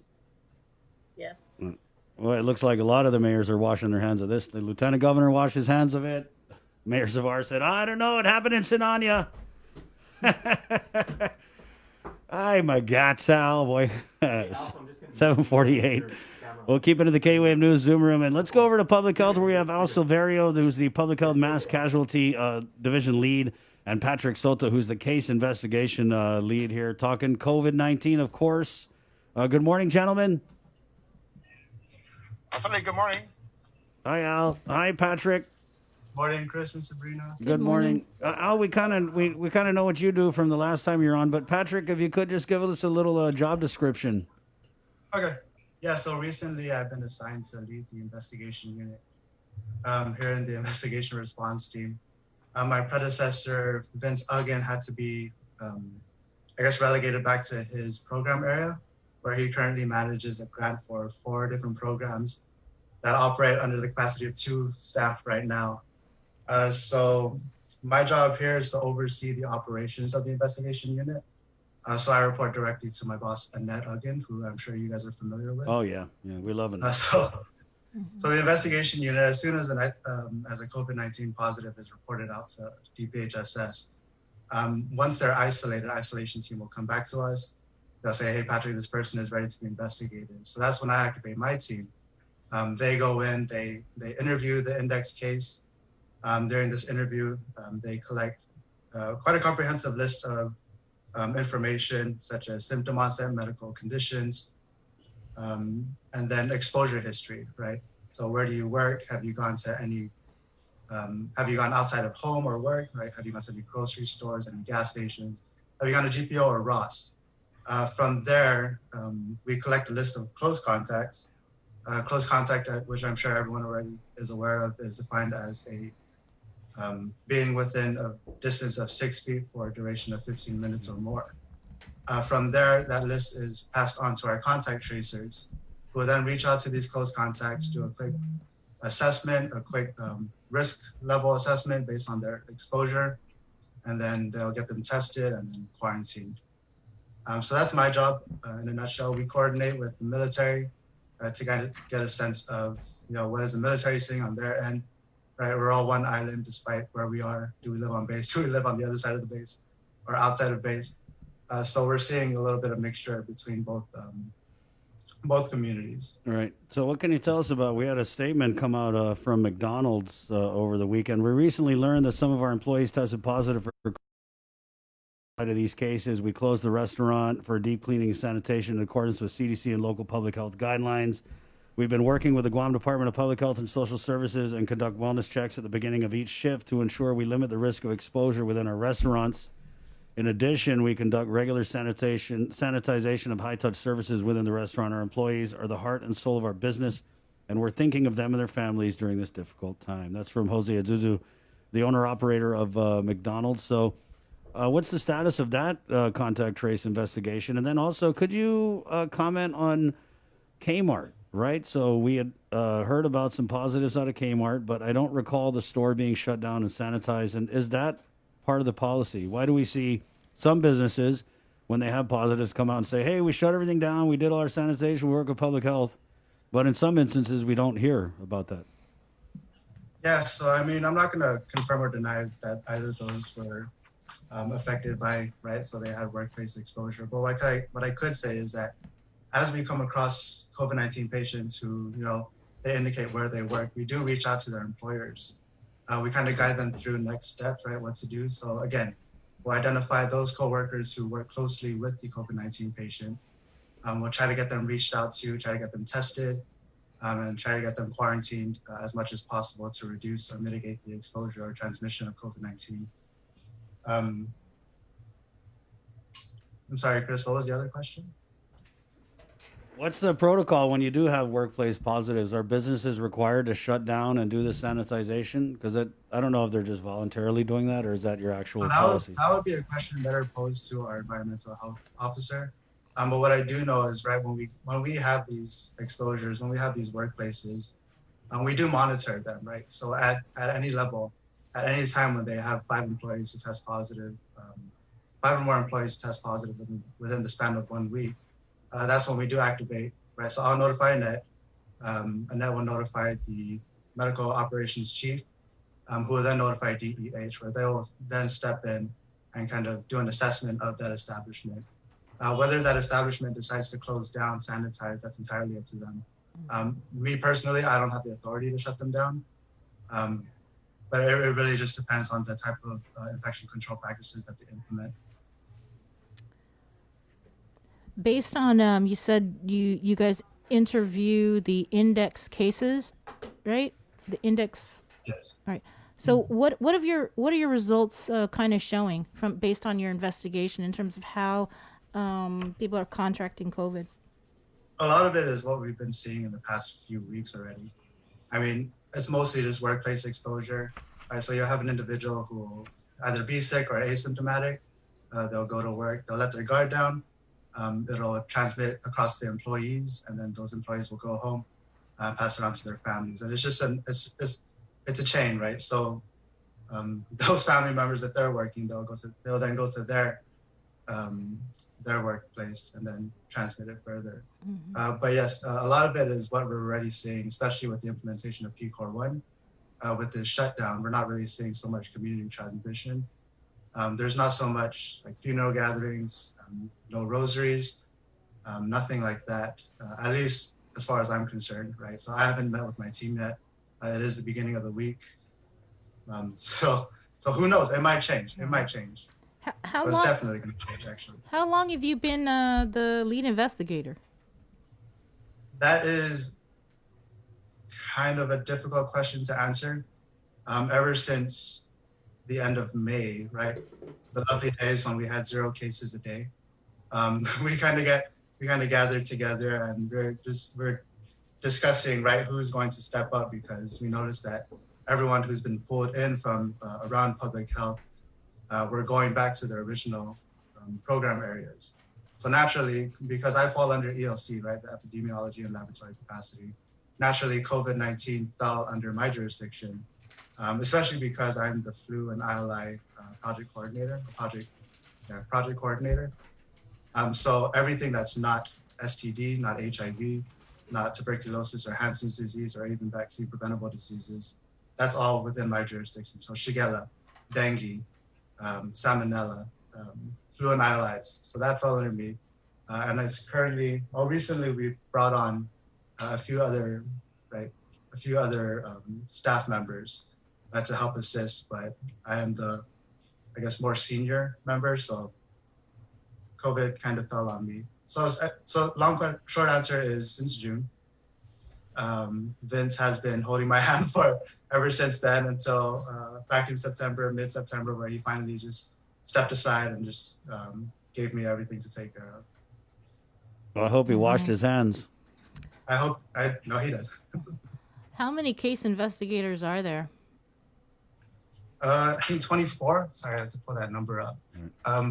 So roughly 24. But the important thing to note too is whether these are full-time investigators or part-time investigators. And we've been saying it, and I've been saying it too. A lot of these times, these investigators are going back to their different program areas. So we all pulled within BCDC, right? Bureau of Communicable Disease Control. A lot of times now, these investigators, either they're trying to focus on their program areas, and so they can't dedicate much time to, strictly COVID. But we are bringing on new individuals, and I saw the request that went in. So I'm excited to say that we're getting more additional help. And it's help that you need, correct, to do these investigations? Mm-hmm. So 24, is it a majority are part-time? Because, the numbers show we're at like over 3,000 cases of COVID-19 on Guam.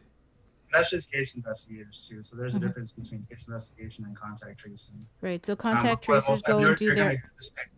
You're going to hear the same answer from me. A lot of these times, the full-time members are being relegated back to their program areas. So we're losing, our resources are diminishing. But we are requesting that additional help. Al, I want to bring you on there, even though you're looking so handsome standing there with that shiny head. Good morning. Hey, good morning, Serena. Good morning. Good morning, Chris. So I know that last time we had you on about the funerals, but that's not all you oversee is the mass casualty lead with public health, right? Correct. What can you tell us? We do a lot of things. Go ahead. All right. Well, what a new item is, since we last spoke, Chris and Sabrina, was we now have a bereavement payment program for families who lost who lost a loved one from COVID-19. And this is a grant program that was identified by our governor and the Guam Economic Development Authority to provide a one-time payment to each family of $10,000 to help defray the cost of a funeral and the associated expenses. Many of our families wish to repatriate their loved ones back to their home country or home island, and this is very much an unexpected death. The usual point time between infection and death is about 3.5 weeks, so it's quite sudden, and most families do not have the time and resources to prepare for the death. Although we know that the vast majority of people with COVID-19 do recover, and we are fortunate that we have a high recovery rate, we also have 60 decedents on Guam since the pandemic started in March that succumbed to COVID-19. And this payment is to help these families cope and address the financial situation and gaps that the COVID-19 death has presented to them. So, Al, if you could, the last time we spoke with the Department of Administration Director, Edward Byrne, it was earlier last week, and he said that he was just waiting on the final approval from legal on the forms for the bereavement program. So are you saying now that the final approval has given and that families can now apply? And if so, where? Well, it's still, we'll expect to finalize it today. I'm meeting with DOA this afternoon. And yes, you're correct with the legal part, because on Guam, there are some things that are not universally recognized around the U.S. jurisdiction, such as the status of common law relationships, legalities that are based on who is the next of kin and who rightly is supposed to be the beneficiary or the recipients of the money. So culturally, some of us recognize that the common law relationship, but in the U.S. legal court, it's not recognized as a legal binding contract between two people. So those things, yes, we have to figure out. We also have situations where the next of kin may not have the physical and or cognitive ability to administer or to receive the beneficiary money. So we make arrangements with the family, right? We let them be empowered and engaged to decide who is going to be the recipient of that check. It'll only be made to one person, and there may be a whole lot of people who are caring for that individual who died of COVID-19. And so if you can tell us what sort of documents do these families need to provide, and are they going to be from Government of Guam agencies that are open during PCOR 1? Yes, well, we do have a very short but concise list of requirements right now. We do not want to make this a cumbersome effort by the families. The person must have had COVID-19 and died here on Guam. So right now, it doesn't cover people who have COVID-19 who are residents of Guam, perhaps that had died elsewhere. However, we're going to consider that on a case-by-case basis, understanding that there are unique situations. Perhaps travel could not have been arranged back to the island, which could have hindered their return here. We also require a death certificate hospital that indicates the cause of death was either directly from COVID-19 or attributed to COVID-19 if they had underlying causes such as heart disease, diabetes, if they had pre-existing conditions of the brain, the liver, the heart that can be contributed factors to the COVID-19 death. Just again, you said that the person that passed away from COVID, they have to be a resident of Guam? Yes, ma'am. Right. Okay. Not necessarily U.S. citizen, yeah, but a resident of Guam. Yes. Right. And so what about this? You said there's a repatriation? Some families have indicated that they wanted to be repatriated back to their home. Yes. We do honor those people, right? Because sometimes the wishes of the decedent are known before they pass on. And sometimes the families want to ensure that their loved one is interred in the place of their choosing. So repatriation means that the person is going to be removed from Guam and sent to another destination, whether it's Texas or the Philippines or Chuuk. That's what the repatriation process is. Those special cases, we do require more identification, an embalmer certificate, a death certificate, and disposition documents, meaning the body is going to be sent solely for interment purposes, not scientific, not exploratory. It's going to be sent to a place where it will be properly interred. So that's what repatriation is interment outside of Guam. What about, because when we spoke with Mr. Byrne, he wasn't real clear in terms of where the funding was going to come from for the bereavement program. Can you tell us exactly, is it going to be federal money or is it going to be local money that's going to be used? The total administration of this grant is a combination of that. It's local money and federal funds as well, because it is COVID-19 related. It's also being administered not only by the Department of Administration, but also supported by the Guam Economic Development Authority. So are we talking about like the $117 million in CARES Act funding, a portion of that going to be used for this bereavement program? No, that's separate. That's a separate source of money. This is a separate grant program from that. So no, yeah. Okay, so no CARES Act money is going to be used for this program. It's another federal source of funding. And locally administered, yes. Okay. Is it like a public health grant that you guys got from Uncle Sam? Yes, and what we want to let people know is we understand that there are other causes of death on the Guam, and we do receive a lot of calls about financial support, supporting other causes.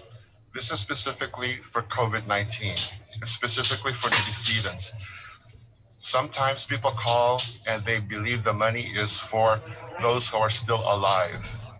The COVID-19 bereavement payment program is specifically for the families who have decedents of COVID-19. So, we just want to make it clear. Thank you, KUAM, for letting us know that this money is not for the people who are COVID-19 positive who are still alive. We wish them well. We hope they recover. Unfortunately, we will continue to lose lives around the world to COVID-19. And this is just one small way that Guam can help our families. Right, I understand. I'm not sure who's talking in the background. Sounds like a gathering, though. Right. I did. You guys come on the radio. You guys come on the radio, please. Take care of business, man. Right. Yeah. You tell him, Al. Can you just kind of explain? You said Guam Economic Development Authority. Can you explain the extent of their involvement with the with this program? Because I thought it was the Department of Administration handling the medical clinics. Yes, because the funding goes to Tier 1 and Tier 2 mental health and clinical support services as well. So the pot of money that we're talking about covers not just the decedents payments, but the clinical services for specific mental and physical care services for our Tier 1 and Tier 2 levels of care. So that's where the Guam Economic Authority development comes in to provide that infrastructure, and the administration of the funds comes from DOA. Okay, so GITA, is that program already ready, grant program ready to go? Or that will be ready by today? It's not a separate program. It's just this one. There aren't two. It's considered one under the Governor's Economic Stability Health Program. Yeah. So the GITA program is also part of the bereavement program? The same.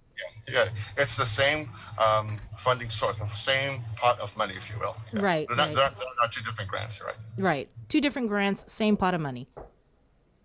Oh, no. One grant, one pot of money, but several parts of the program that it benefits. So the Tier 1, Tier 2 clinical parts, and then also the bereavements.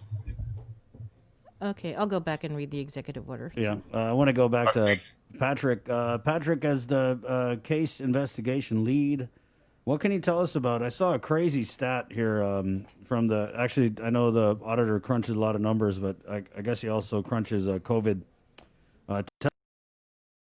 Here, he said there was a JIC meeting on Sunday reporting test results And that over the last 7 days, 3,215 tests have been reported. Of that number, 379 positives were reported for a test positivity rate of 11.79%. Can you just tell us, because I know, are you guys, first question, are you guys doing targeted testing now? Is that what we're seeing? Is it targeting testing? What you mean by that. So as far as outreach, I know that they are trying to handle, or I guess coordinate more targeted outreach testings. But a lot of those positives are coming from our contact tracing efforts. So these are the people that we sent to our northern healthcare facility to get tested. So these are household members, these are community members, these are employees or co-workers of the COVID-19 positives. I wanted to follow up on something you said earlier regarding the case investigators that you had. And then, some of them are kind of like part-time, some are going back to, their original positions at public health, and you maybe be hiring. Is case investigation just not a priority? Case investigation always is a priority. Well, I only asked that because you said that, a lot of them are going back to their positions. I know some of them will, because there are other, diseases going around in this island. It just so happens that COVID-19 is the sexy one for now. So like STDs, the previous investigation lead, and being the lead of this unit it's a lot of work. I had to applaud Vince because I don't know how he did it. I don't know how he was able to coordinate between isolation, quarantine, and all other units in the investigation response team while handling his STD program. I know there are others, so I think Annette has spoken about it, the mass vaccination rollout that they're going to be starting soon. So a lot of our case investigators who were with the COVID response team or the COVID investigation team are being pulled for that to help assist with the flu ILI or the flu vaccine. So case investigation is a priority and we are fighting for it. We are fighting to get more investigators on board as well as contact tracers. Okay, we do have a question here. Is suicide covered due to COVID? Al? Suicide is not covered under the COVID Bereavement Act. You have to have died from the natural causes of the COVID-19 viral infection to qualify, and as determined by the attending physician who signs the death certificate upon death. So no. So we get that question asked for people who have that concern. And if we do have patients and families who have suicidal ideations, then we do have a cadre of social workers to address that situation. So we try to prevent that. But no, it's not covered. And you said you're meeting with Mr. Byrne today, hoping to get the final approval today, right? No, not Mr. Burns. This is going to be Mr. Shane Nagata. Mr. Shane Nagata with DOA. Mm-hmm. Yes, ma'am. Okay, so you guys are hoping to get the final approval today? Oh, well, as soon as possible, Ms. Sabrina. If not today, then as soon as possible. We do not want to continue to have the families waiting for the support. Mm-hmm. Time is extremely important. And more on a practical sense, we don't want the funeral homes to be waiting, the morgues to be waiting, the families to be waiting as well. So we're trying to be extremely sensitive to all parties involved. And where will people go to find the form? Should they go to GITA, to Public Health, DOA? Right now, we are planning to have the forms available either online or paper copies available either through the governor's office or through the Department of Administration. And it's going to be distributed on a timely basis, meaning as soon as possible, because we do have families who have been waiting quite a long time very patiently. So yes, I will have those forms out, fillable forms, as soon as possible. Yeah. Okay. Al, do you have any, as the mass casualty lead, do you have any stats that maybe we haven't seen about the COVID-19 deaths? Are you talking about like support staff? Or any we have a whole stats, statistics or data, and shedding any more light on some of these COVID-19 deaths that we've seen just an increase. Sure thing. We have Ms. Rodolin Gerardo. She is our internal auditor at the Guam Memorial Hospital. She works for the hospital. I communicate with her several times a day.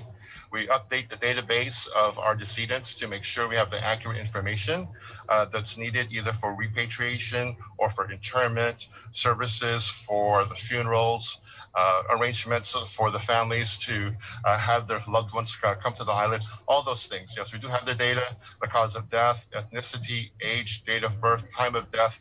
We have all that compiled on a daily basis. Yes. Can you email that to me? Well, unfortunately not, Mr. Chris, is because that is patient information. Oh, so you don't have, Al, you don't have like a ethnicity breakdown without, the specific name? Oh, yeah. Yeah. We can get the ethnicity, certainly. We can get the gender for you. Yeah. Oh, yeah. It's not, I can get that to you. But okay. Because it's all on one spreadsheet, it's got all the cause of death information, health information in there. Right. What I'll derive it for you. I get the ethnic information, and that I can send you. But well, just offhand, do you know which? Do you have right now an ethnicity breakdown of the COVID-19 deaths? I do, and just let me pull this out for you real quick. All right. Hey, good morning. By the way, we're KUAM-FM in Gagnon, Guam. We're the link. This is the Breeze 93.9 in progress now with Public Health's case investigation lead Patrick Soto and mass casualty head Al Silverio. Right now, Mr. Silverio is punching up data on COVID-19 deaths by ethnicity, and he's committed to send me a lot of information about these deaths, which we'll of course share with you guys. Patrick, while we're waiting for Mr. Silverio, could you kind of explain more about what other illnesses are of such a STDs? What kind of other sicknesses are of such a priority that we have to pull back case investigators, not focusing on COVID? It's not so much that we're prioritizing the other infectious diseases. It's just that a lot of our case investigators, a lot of our contact tracers have their grants that they need to manage. They need to make sure that they have a job to go back to at the end of this COVID-19 outbreak. So. Mm-hmm. Did have a comment here from one of our online Facebook viewers. Whatever happened to those 80 or so people that were trained by the University of California, San Francisco, to be contact tracers? I think we're still currently in the process of training them. We're getting them adapted to our workflow within the university or within the Department of Public Health. So I think we have a meeting with them actually sometime this week. And then the good news too is that I'm actually supposed to be at a meeting right now with the CDC, disease investigation specialist. So the CDC sent over, deployed a team to help us improve our workflow and streamline kind of the stuff we do here. Right. And one of the projects that we're gonna, I guess that's on the table to have them do is help train the UOG or help kind of merge or integrate their workflow with our workflow. So I guess the short answer is it's in progress. Okay. Al? All right. I'll give you the top three right now. Okay. We do have some who are identified as multicultural, multi-ethnic, right? But the data I have now is 12 Chuukese, 12 Chamorro, and 11 Filipino. That does not add up to 60, again, because we have mixed ethnicities here, and we do have some reporting as Asian. So that can be either Chinese, Japanese, Asian Pacific Islander, but right now it's 12 Chuukese, 12 Filipino, 12 Chamorro, and we get 11 Filipino. So that's the ethnic breakdown. But the rest of it I can get to you later today. Thank you, Al. What those are. Appreciate it. Are they all island residents? No, not all of them. Some of them did not meet the 1-year requirement. I believe there's 3 of them that did not. What is that? The 1-year requirement is part of the bereavement program, or just to be considered a resident? Yeah. Some of them are very close. Mr. Breed, I think we have some are right at the 10-month mark. But the rest of them, the other 57 are residents. I see. What does that data mean to you, Al? Does it mean anything? It means quite a lot, right? It does mean that, for example, with our brothers and sisters from the FSM, they represent a small percentage of this island, but they are disproportionately highly represented in our deaths. So that says something. It says something specific. Why? Yeah, I mean, that's of interest to us. Why is that? Why are they being represented disproportionately higher? And that's one of the things that we are working on right now, because it's not just COVID-19. It's other things on this island that we need to work on. Sometimes there's a cultural divide, a language divide, our attitudes towards them and their attitudes towards us, right? All of these things have to be bridged, not just with COVID-19, but with every health and wellness consideration on this island. Sure. Does it have anything to do at all? Because I've heard some of the public health people come on and talk about multi-generational households. Now, I grew up in one with my grandparents and, you know, all my cousins, my mom, you know, a couple of her brothers and sisters. But I don't know if that's still the trend with Chamorros. But what I've heard and from public health people is that it's definitely a situation we see with some migrants from the FSM. Yes, absolutely, Chris. And that certainly can be one. I'm not going to say it's definitely that, because I'm also from a multi-generational family. Right. We have lived together for many years. But as a 100% Filipino, I don't see us disproportionately represented in the COVID-19 numbers, unlike our sisters and brothers from the FSM. So it could be other things. I mean, we are a very closely knit community, culturally, economically, and our family is our wealth, right? So we want to make sure that we have large families, not only to take care of our legacy, but to ensure that we have a good future ahead of time.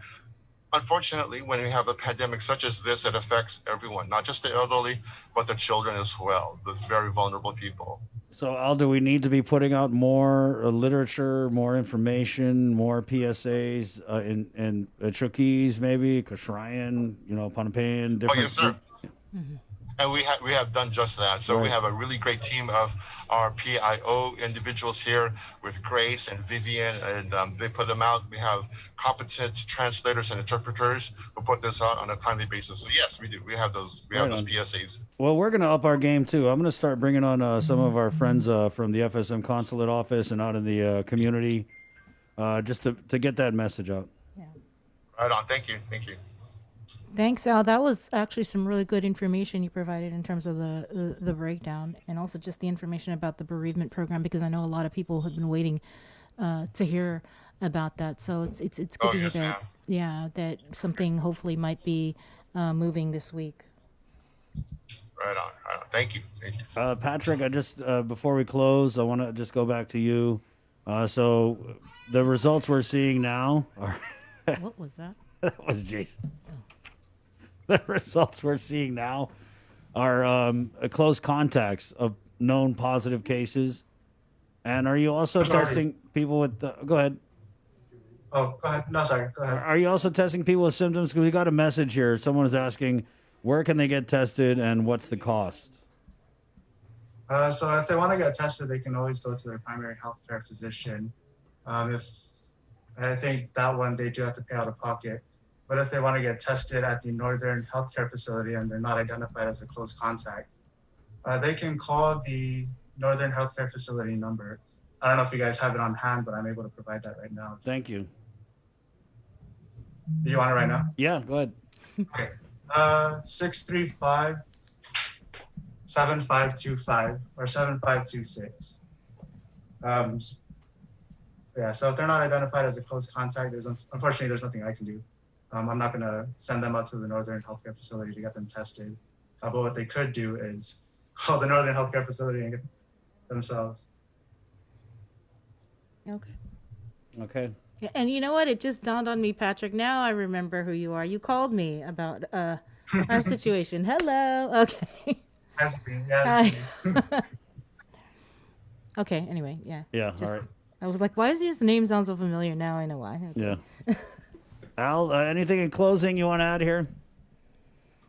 Thank you for helping us get the word out, Mr. Chris and Mr. Brina. We do appreciate it. And to all the people out there, stay safe. Practice your social distancing. You've heard this a million years now. We're here for you, and thank you. Thank you for your support. All right. Thank you, guys. I know you guys are working hard, probably stressed out. Right. Thanks a lot. Thank you all in advance for that data you're going to send later. All right. Thank you, Chris. Thank you, Sabrina. We'll see you, Patrick. Welcome to the link, Patrick. Thanks so much. All Okay, right. bring some friends next time. I'll see you, Al. All right, take care. Bye-bye. Wash your hands. All right. We're going to take a quick break, and then we're coming back with... Should we make this announcement really quick? Yeah, from we the should. Post office? Oh, please. Yes. Sorry. Yeah. So today may be a federal Columbus Day holiday, but the post office is still open for parcel pickup, although only until 12 noon. According to the Postal Service, the Gagnon, Tamuning, and Barrigada branches will be open. Also, beginning next Monday, the 18th, parcel pickup hours will be expanded. The times will be posted at the individual branches. Again, post office is open for parcel pickup until 12 noon today. Thank you. It's 8:24. We're back with more of the link. Thank you for the opportunity. Thank you for reading that announcement. Hey, it's the link, proudly brought to you by Carrier 647 Cool. GU Self-Storage, conveniently located near the Harmon McDonald's. We offer affordable rates, online payments, and auto bill pay for your convenience. Plus gate access daily from 6 a.m. to 9 p.m. Call us today at 648-7867 for more information. Celebrate National Pizza Month with the Pepsi Pizza Report. Pepsi helps celebrate this tasty month with an easy way for you to win Pepsi and pizza. Post a photo of yourself enjoying your favorite Pepsi beverage to KUAMNEWS or Uno Instagram or Facebook pages to enter to win Pepsi and pizza from one of our pizza sponsors. Catch the Pepsi Pizza Report every Thursday on KUAMNEWS' The Link Morning Show and on the social media pages of KUAMNEWS for reports, tastings, and everything pizza and Pepsi. Your generosity can change lives. Disasters won't stop during this global pandemic, so neither will we. The Guam chapter of the American Red Cross is calling on the continued support of the community to assist with their mission of providing disaster relief and recovery efforts, military family support, and life-saving training and certifications. In times of emergency, our support will not waver, and we pray that your support of our efforts will continue as well. We invite you to join us in commemorating our 20th annual signature fundraiser virtually this year by supporting the Red Ball in a Box. We will be delivering special red boxes, which include a 4-course dinner from Micronesian Chefs Association and wine to our patrons and sponsors. As a sponsor, your company and message will also be featured in a special television tribute to the Guam chapter of the American Red Cross. For sponsorship opportunities and more information, please call 688-0280 or visit our Instagram or Facebook page. Let's support our community. Though we're apart, we're still together in generosity and support. We have just one voice representing us in Congress, one person to advocate for all of our needs and tell Guam's story to the nation. That's why I'm running to be Guam's next delegate to Congress, to serve as the kind of representative you deserve. But what does a vote for me guarantee? It's a vote for someone who can tell the Guam story, our sacrifices, our struggles and our triumphs, and why we matter to America. It's a vote for competency in securing more resources from the federal government, not as a handout, but because we are vital to the country. It's a vote for trustworthiness. Integrity and trust are not optional when representing you. They are required. I thank you for allowing me to serve Guam before, and I humbly ask you for your vote again. I'm Robert Underwood, and I approve this message. Pepsi Guam Bottling, a local company. We produce your favorite products right here on island, like Pepsi, Mountain Dew, Hanum, Chamorro Punch, Tropical Ice, and more. We've invested millions into local production and will continue to upgrade our facilities and provide local jobs so you can truly buy local. Our long history of producing the freshest and best products will continue. This is our vision. Pepsi Guam Bottling. We got your 6 at 6 a.m. with the link on Breeze 93.9 FM. Bree and I connect you with all the latest news and information you need to know to start your day. Then check back with Guam's news leader at 6 p.m. for the day's top headlines with KUAMNEWS Primetime. From 6 a.m. to 6 p.m. and everything else in between with KUAM Digital, we got your 6.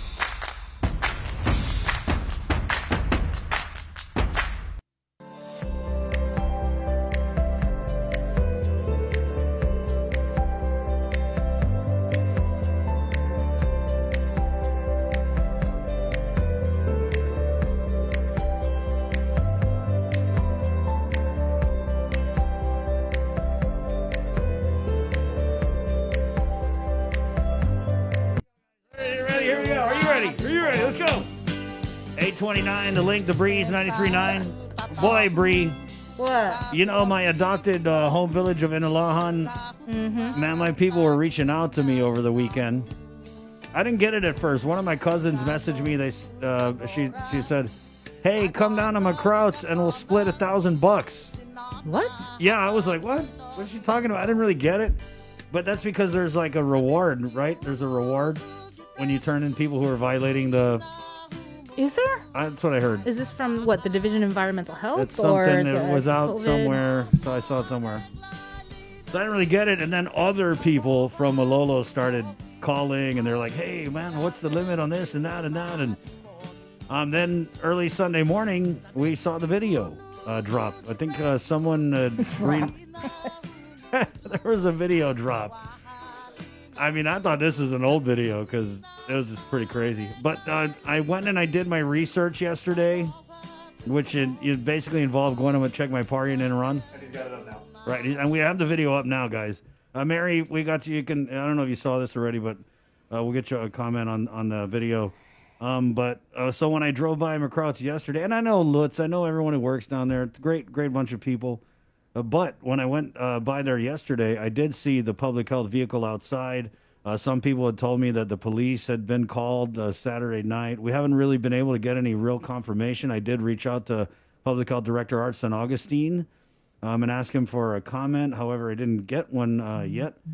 And so, yeah, there's just a bunch of things with this video. What is allowed, what is not. As you can see, doesn't really look like there's a lot of mask wearing going on.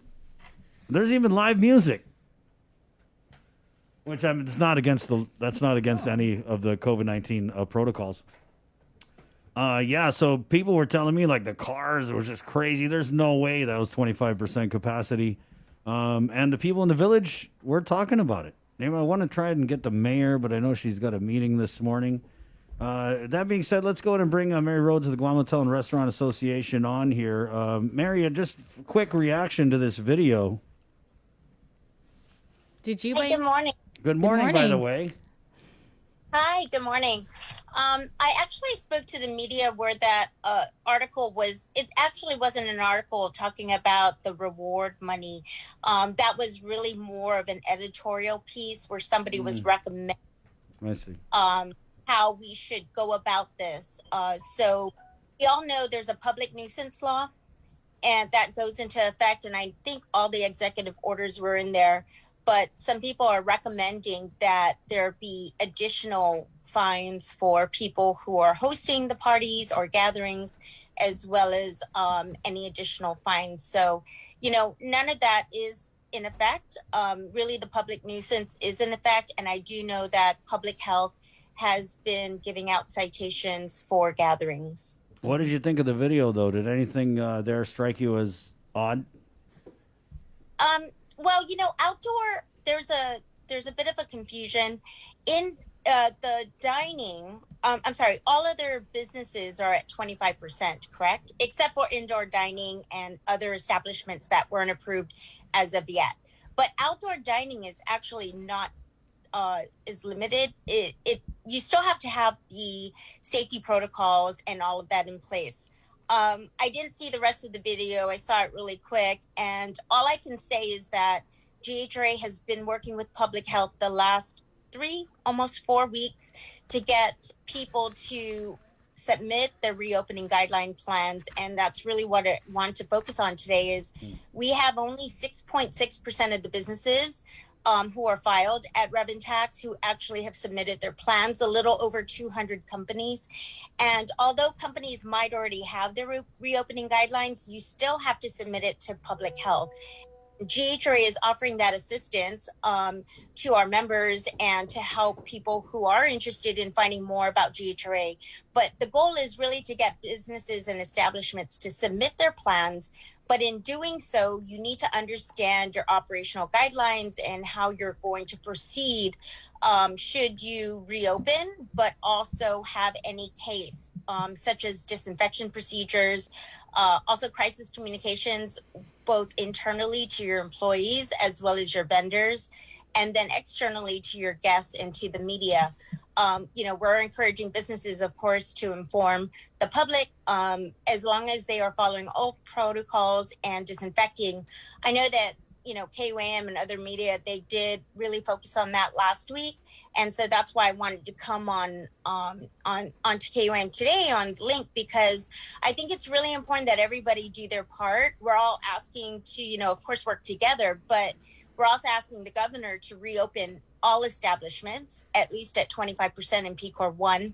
Outdoor dining is not limited to that number, though, because it's limited by number of seats that you have and space available. Some establishments have been approved by public health to expand their outdoor dining, but you still have to make that appointment with public health to approve it, because you have your sanitary permit, you have health certifications. If you're serving alcohol, the ABC license board needs to approve where you are distributing that alcohol. So if your on-premise license is only within your own establishment, you need to ensure that you have areas blocked off or cordoned off that's identified as part of your establishment, so that you are not serving alcohol outside of your premise.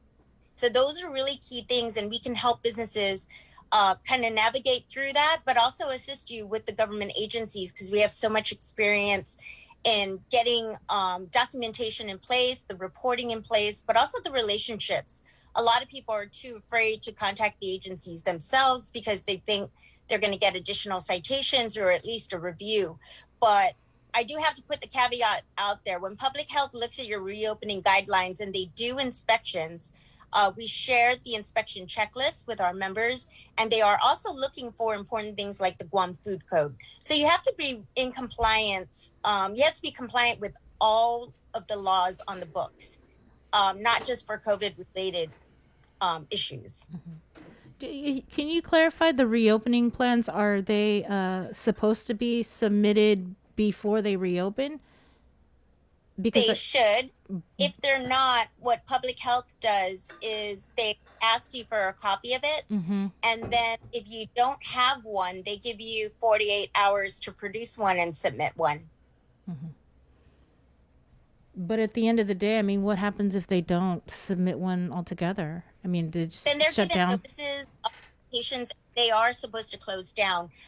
Those are the ones that they did down during the first shutdown, Mm-hmm. where businesses where they conducted more than, I believe, 1,500 inspections, and they did shut down a lot of businesses because they did not have the plans.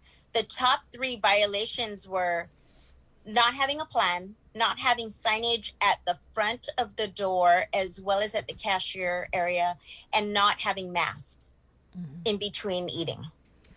So is this just a one-time deal for the reopening plans? Or when the government shuts down businesses again, do they have to submit another reopening plan? Or is it just one and done type of thing? It's about, no, once you submit your plan, it's a one-time thing only. But it's not about just having a plan. You have to be able to maintain it, sustain operations with the plan in place. So you have to be able to execute it and have sustainability. So it's not about, again, just submitting the plan. You have to practice it every day. At some point right now, people are so excited to just go out and do things. But I would think that the consumer is being a little bit, they're practicing some discretionary. If you see things that aren't being done right, some people are reporting it. There is a hotline, right, for those kinds of reports. But you would think that some consumers aren't going to patron those establishments because they're not following the guidelines. They rather go to establishments that are practicing the safe measures. But there are some people who don't look out for those things. And, we really can't say one or the other. What we can do is help businesses meet the guidelines, be compliant, assist with any questions, and really get them to do the right thing.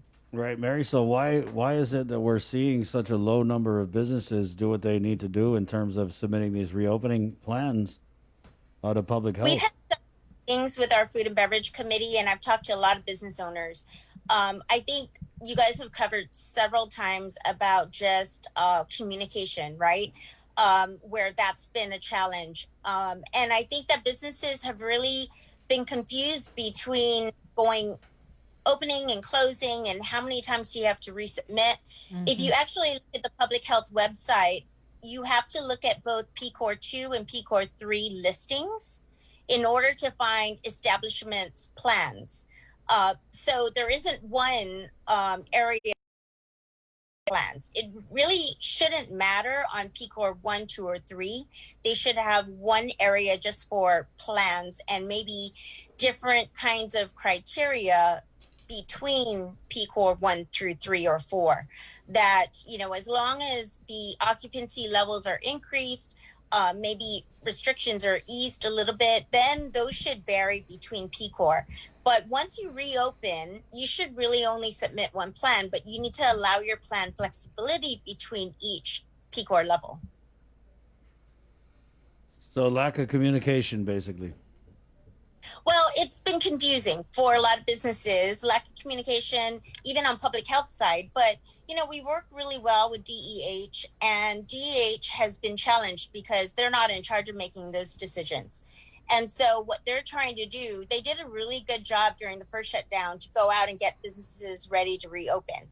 I don't know how many that they visited since the reopening of PCOR 1 with limited for curbside service, takeout, and outdoor dining. And again, this is not limited to just restaurants and hotels. This is retail, every other establishment that requires public health overall oversight.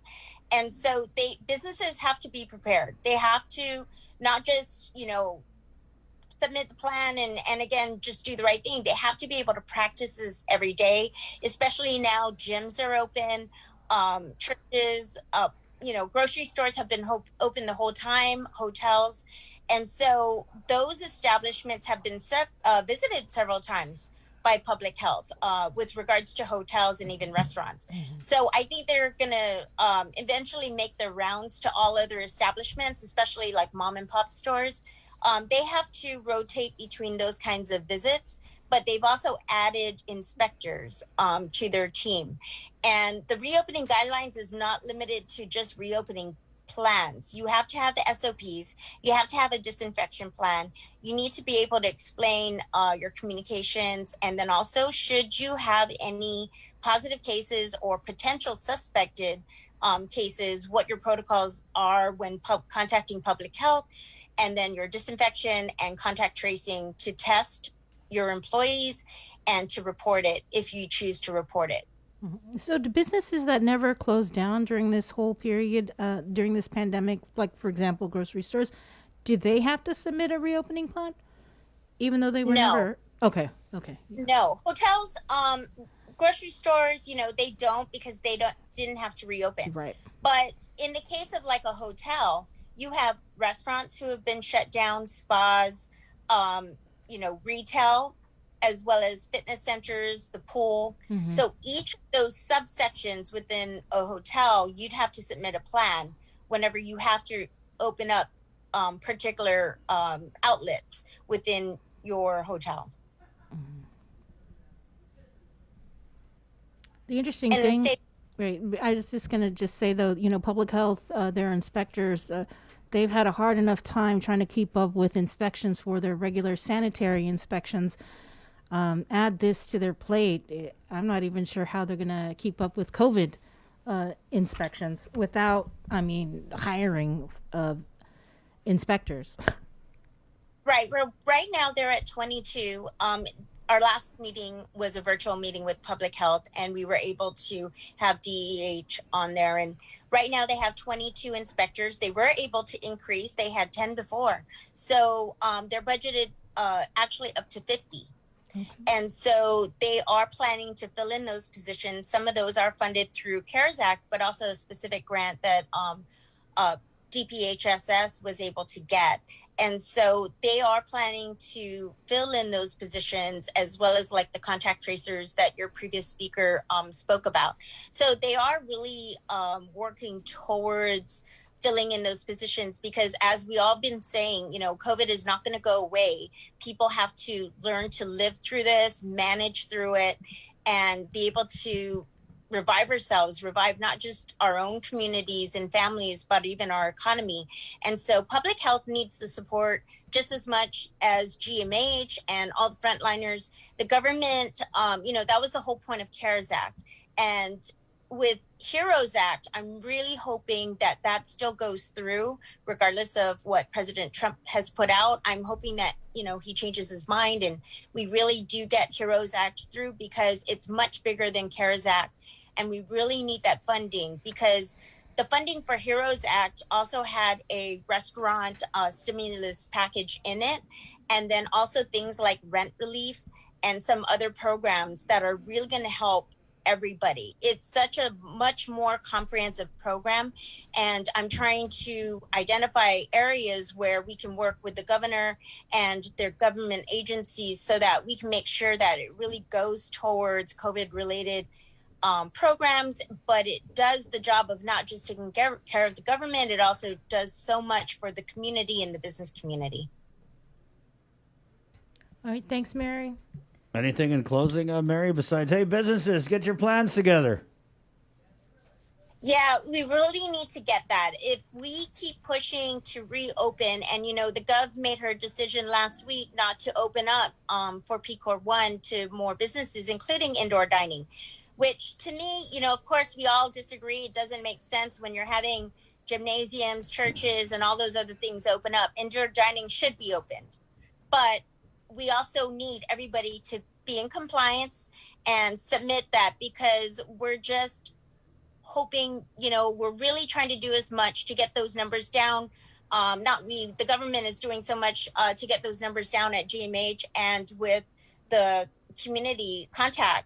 But we need to be able, if we can't get that down, and I know everybody's talking about how it's not really making that much of a difference with infections, then we need to be able to get people out in the community and help drive this economy, but still maintain safety and health. It has to be a balance. It really has to be a balance. And so the governor really wants to do that, but the numbers haven't been great. And also, as you heard earlier, there are some special interest groups that we really need to focus on. And once I think they get those things going, we can really look at additional programs we can put out, but we need to fix those things first. But we're really pushing for indoor dining. There's one big difference in the community when you have indoor dining versus public gatherings. Indoor dining requires for your temperature to be taken, a mask to be worn, social distancing be required. In a public gathering, or if you just kind of wait for other things to happen, that there are no protocols, there are no safety measures. Inside restaurants, inside establishments, you can control those measures. And that's why it's probably safer if we can allow those businesses to open, because we are responsible for that to the government and to our community. And so we're really asking for that cooperation so that we can get people back to work. People are getting, a little very restless out there. And I just think that we can do so much by controlling our environment when people go to work. They just have to be able to control their environment when they go home and they interact with people outside of work. Thank you, Mary. Thanks, you guys. Let us know when you want to Stay come on safe. again. Yeah. Chris, Wash your hands, Jason. Mary. No, you wash your hands. Wash your feet. Hey, I have to say, we all do a good job washing your hands. None of us have COVID, thank God. And I just really hope everybody takes it to heart. You guys are doing a good job. And thank you so much for everything. All right. Take care, Mary. Stay safe. Talk Thank again you. soon. Thank you. You just made me knock on wood really hard. Mm-hmm. See you, Mary. Take it easy. Hey, grab a virtual Bucci Bucci on your way out. Bree made virtual Bucci Bucci. It's a good recipe, Bree. I know. It's the bomb. It is. It's so light and airy. Yeah, we're going to go to Lillian Posadas here. Calling an audible. We'll bring on Lillian for our hospital update. And correct me. Good morning, Lillian. First of all, thank you for joining us. Good morning. Thank you for the opportunity. Always. So correct me if I'm wrong, but have we reached an all-time high with our COVID-19 hospitalizations?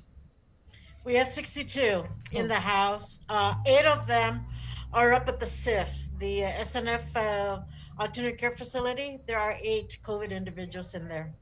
One got discharged home yesterday. From the SIF? Yes, from the SIF. Uh-huh. Lillian, again, so the 62 hospitalizations, that's the most we have had during the COVID-19 pandemic? Correct. That's the highest we've had in our census. Are the 8 part of the 62? Yes, ma'am. They are Okay. included in that count. Uh-huh. How many are ICU level of care? There are 10 of them that are on the ICU level of care, and of the 10, 3 of them are on ventilator support. The others are either on CPAP or BiPAP or high flow nasal cannula. I wanted to follow up on we talked about newborns, and you said that you'd seen, I guess you could say, an increase on pregnant women coming into the Guam Memorial Hospital. Are you still seeing that? Yes, we are still, they're coming in, not in large volumes, 1 or 2 will come in. So yes, we are. And, we are seeing also some newborn coming in. And in terms, Go ahead. 1-month-old came in over the weekend. Actually, there were 2 of them, 2 newborn. Came in. Were they COVID positive? Yes, ma'am. Both? Both? Tested. Tested. Both of them were tested.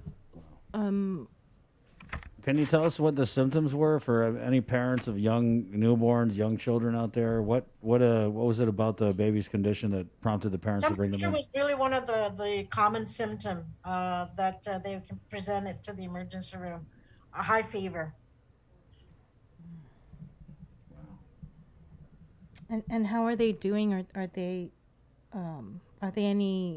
receiving ICU level of care? Or? No, they're stable. Okay. Yes, they're stable. Lillian, I know the end of the last week we had 50, and now we're up to 62 hospitalizations. Tell us about over the weekend, because it sounds like you guys had a lot of people coming into the hospital. And as mentioned before, we still continue to see individuals come in with symptoms. Sometimes, they say they've had it for a week. And so depending on their oxygen level, some of them are admitted, some are released home to continue isolation at home. With 62 hospitalizations, how are we doing in terms of meeting the needs and having the staff available? Are those off-island nurses still as beneficial as they were when we had fewer hospitalizations? Absolutely. They're, because we have like about 39 nurses from the Staffing Solutions, and then from the other agency that provides us, also with the staff from off island. So there's like about 12 or 14 of them. So, the additional staff that we have who has specialized nursing practice and nursing experience, big help, especially with our numbers up. And so, yes, absolutely. They're here for a while. Some of them are on a 12 weeks deployment here, and some are on 13 weeks. So really big help for them to be with us at this time, with our census picking up. And so the ones from the newest Staffing Solutions company, majority of them have worked in COVID hospitals throughout the U.S., so their experience is a very, welcome experience that to have them here with us. Are you already in discussions for another wave of nurses to come, traveling nurses or whatever they're called, to come to Guam to help? Yes, we have been in discussion with both Staffing Solution agencies that we're going to need to have more, nurses come and help us out. So that way we can make sure that our staff have some time off, or, because they're they're exhausted. So we need to make sure we give them some time off, some break. All we know of is of New West. Okay, the other company that we've had since 2018 is Medical Solutions Company. Okay. And how many, nurses do we have here from Medical Solutions? I think, like I said, either 12 or 14. I can't remember the count anymore, because we get them every now and then, They come in. We just, like last week, we recently received one nurse who has telemetry background.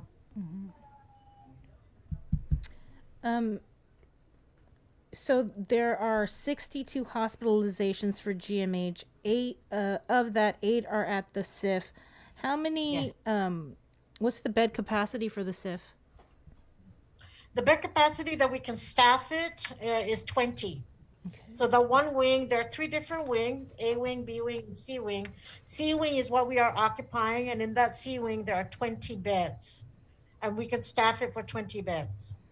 Okay, you're almost, I guess, halfway there. Are you kind of concerned about that? Considering the really show any sort of a downward trend in positive cases, are there any backup plans that you guys are working on?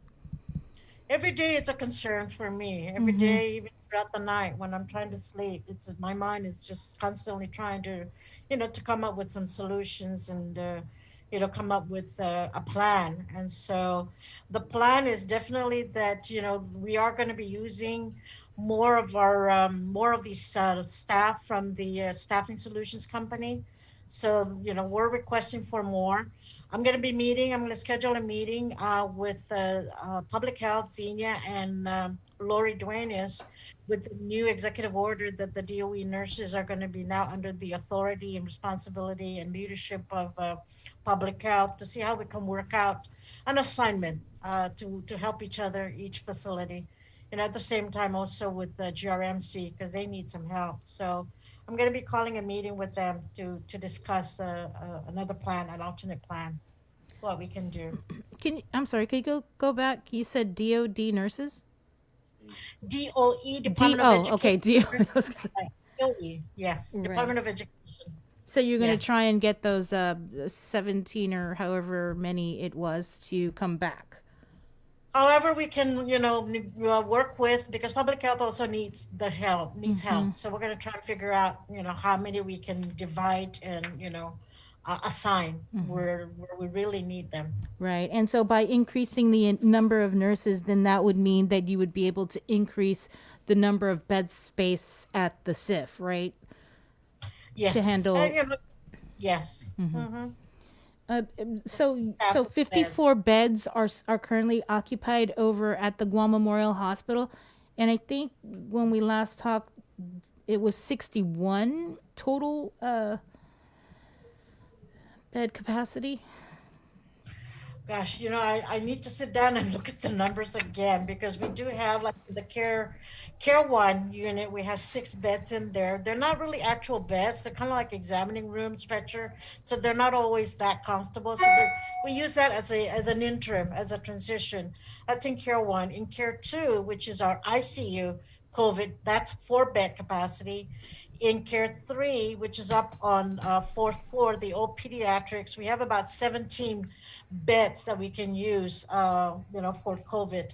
And then in care 4, which is our 3rd floor, medical telemetry, there's like 24, 26 beds that we can use. Some of them are semi-private rooms, so it depends on the conditions of the patients, if we can put 2 patients in one room. But for the most part, they are private, single patient rooms. And there's like about 26 in there. And then in the medical surgical area, which we use for non-COVID, we may have to open that up for COVID patients.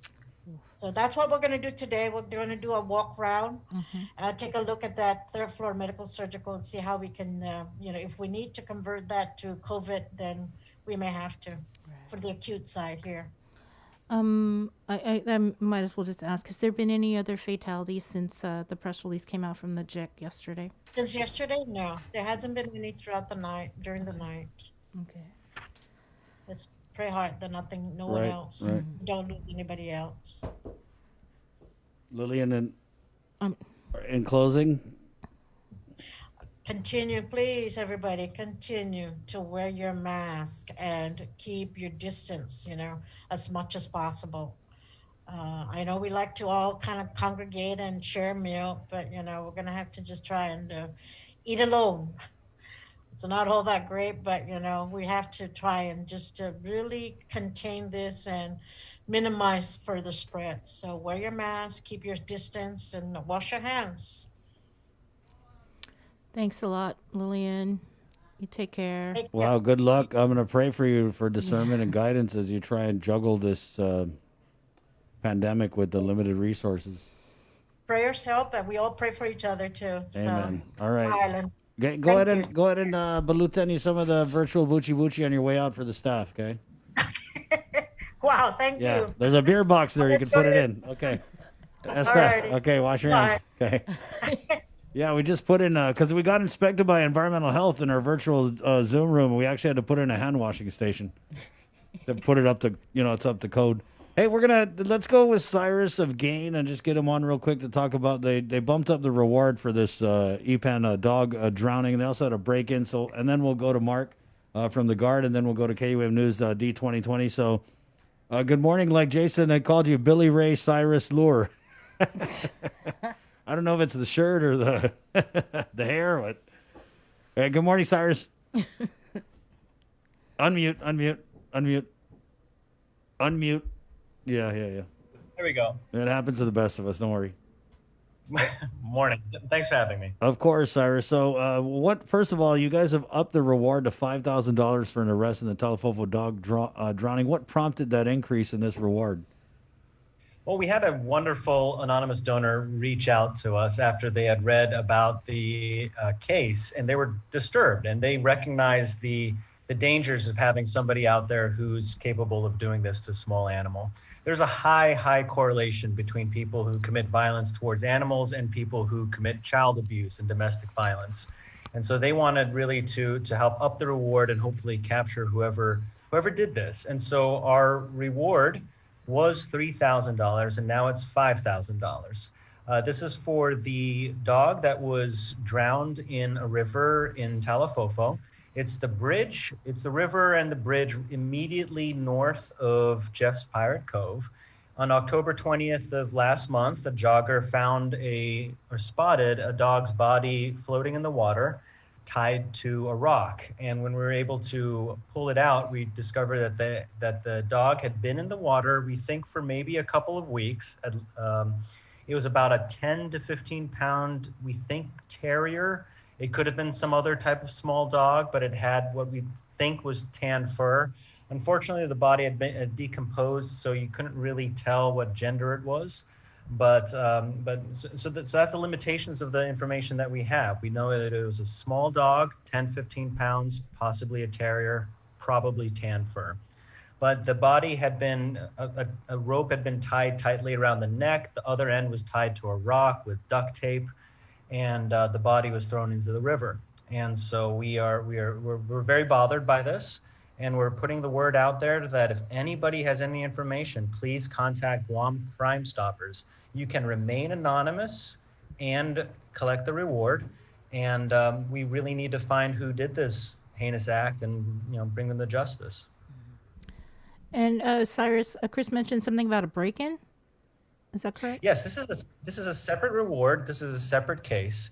But on October 4th, this is 2 Saturdays ago, about 8 days ago, somebody broke into the Gain animal shelter, and we have we've been circulating images and video online, and we have a pretty clear picture of the person's face. And so if anybody knows somebody who is drag racing in Jigo late Friday night, 1 a.m. Saturday morning last weekend, we believe that this person was hanging out with them because the cars that were drag racing in Jigo were hanging out in the Gain parking lot. And at the exact same time that they were kind of driving in and out, this person hopped the fence, broke into the Gain facility, and stole about $1,000 worth of cash and equipment.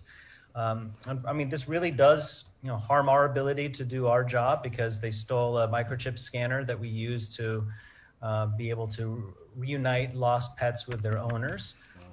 So we're really just trying to find out who this person was and report them to the police. Again, it's a $1,000 reward.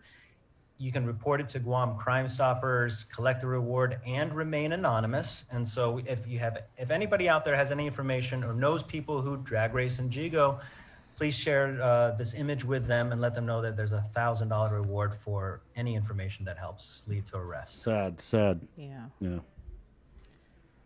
All right, thanks, Cyrus. Anything else, Cyrus, in closing? Well, I just want to thank everybody for the outpouring of support, and we're always looking for people who want to foster. And so if anybody if you're interested in taking in a pet for just a few weeks, that helps us out a lot. It also helps the pet just be in a fun home environment. So if anybody's ever interested in being a foster, just give us a contact over social media, Guam Animals, or visit our website, guamanimals.org, and we can answer any questions you have about the process. Thank you. Thank you, Cyrus. Thank you, guys. Be safe. Wash your hands. Will do. You grab a Wear mask. virtual doggy treat on your way out for any dogs in your life. All right. Yeah. You know, it's funny, Bree, is that they released a picture of that suspect in the Gain break-in.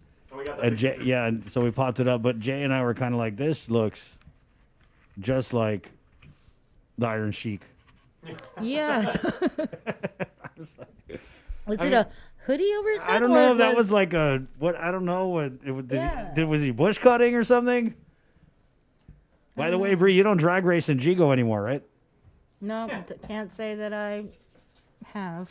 Okay. Ever? All right. 904. I've done drifting, but I'm not drag racing. All right, let's go back into the KUAM News Zoom room where we have Mark Scott, who's the spokesperson for the Guam National Guard. Good morning, Mark. Unmute. All right, how's that? A little better? Good morning, Chris and Bree. Hi, Jason. Happy people of Guam. Good morning. Good morning. Good morning. So, yeah, we wanted to kind of catch up with you because it's been a minute, as the kids say. So we'll just give you the floor for a bit. I know that you had sent me a little message about some of the stuff that you guys have got going on with the Guard. So just go ahead and touch on those. You guys are doing COVID positive transports to the isolation facilities? Yeah, we're doing a whole bunch of stuff, guys. As usual, some of the missions that we've had have not changed, and we're still continuing with those. Let me start from the top, maybe, for some folks who might not be tracking exactly the Guard's role in all of this. So as some people may know, out of a population of a little over 1,000, we have about 250 folks, that's soldiers and airmen of the Guam Guard, dedicated to COVID response. So out of that, about 250 people, that's called the Joint Task Force, right? JTF 671. There's a handful of other sub-task forces, and they're all doing different things around the island. Some of those that people know probably the most about is the quarantine facilities. That's at the Dusset Beach Resort and the Dusset Tani. We're also out there with Task Force Response, which is helping the Northern Clinic do their public testing for COVID-19. We're also helping out with the commodities distribution. And yes, a part of the Task Force Response's role is also to provide transport for COVID positive patients to the isolation facility at the Bayview. We also have 8 medics at Guam Memorial Hospital helping out with some acute care and triage and taking vitals and stuff like that. So these are some of the ongoing missions to include our task force engineer that we've been doing for quite some time now. Some updates to that, some of the new things we're doing. We've erected some tents recently at GRMC for their testing and evaluation purposes. We do some generator repairs at GMH recently. We're looking at helping DPHSS move the contact tracing operations over to the Hakabatan building. And we're also looking at helping DPHSS with some planning and operations. The bottom line is that we're continuing to support all of these GovGuam agencies. We play a helper role. Well, we're not the lead, but we do what we can to assist as long as we're needed.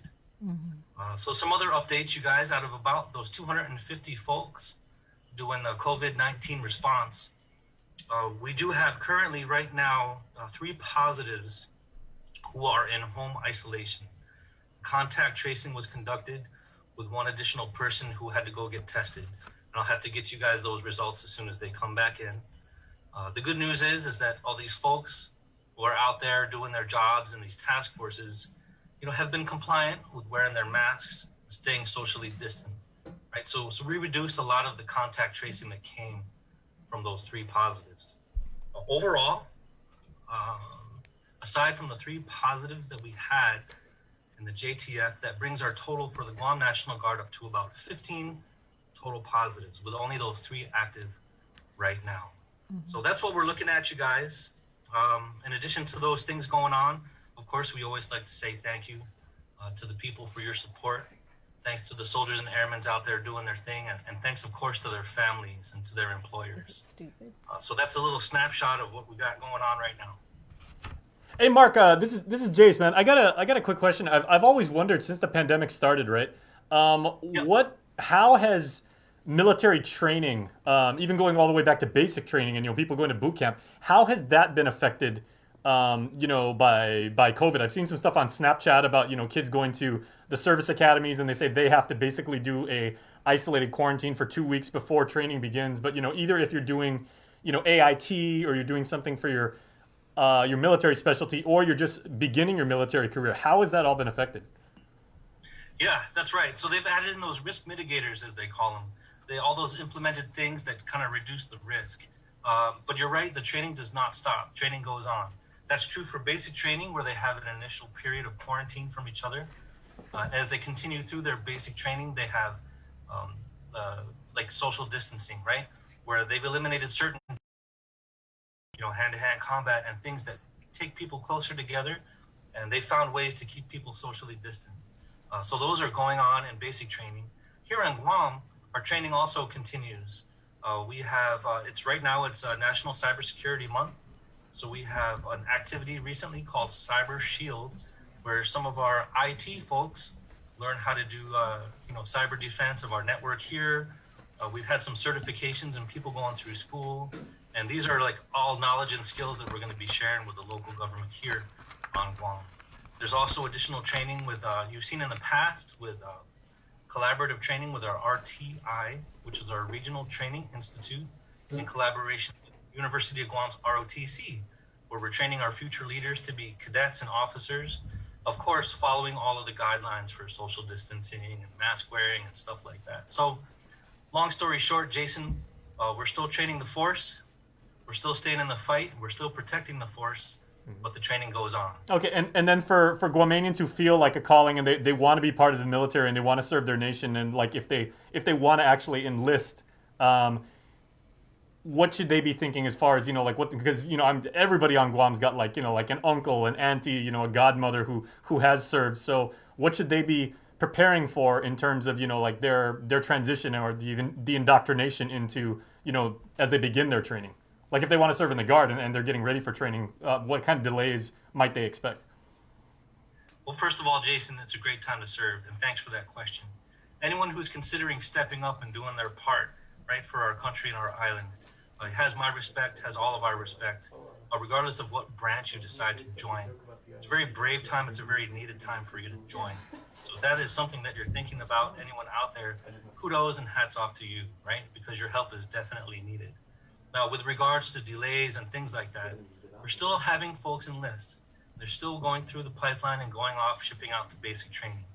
So there's not going to be too much of a delay, more than normal. The only thing that would be different is maybe your whole clan of 50 extended family won't come to your enlistment ceremony. Maybe I'll just take your picture and put it on Facebook. But aside from those social distancing measures, everything would go on just about as normal. So if you are interested, please, we're all over Facebook and Instagram. You can hit me up on our Guam National Guard Facebook or IG pages. We also have recruiters on their pages as well. So go ahead and reach out to us and we'll help you through. Thanks, Mark. Okay, I wanted to follow up on the 3 positives, the 3 people that recently tested positive with the JTF.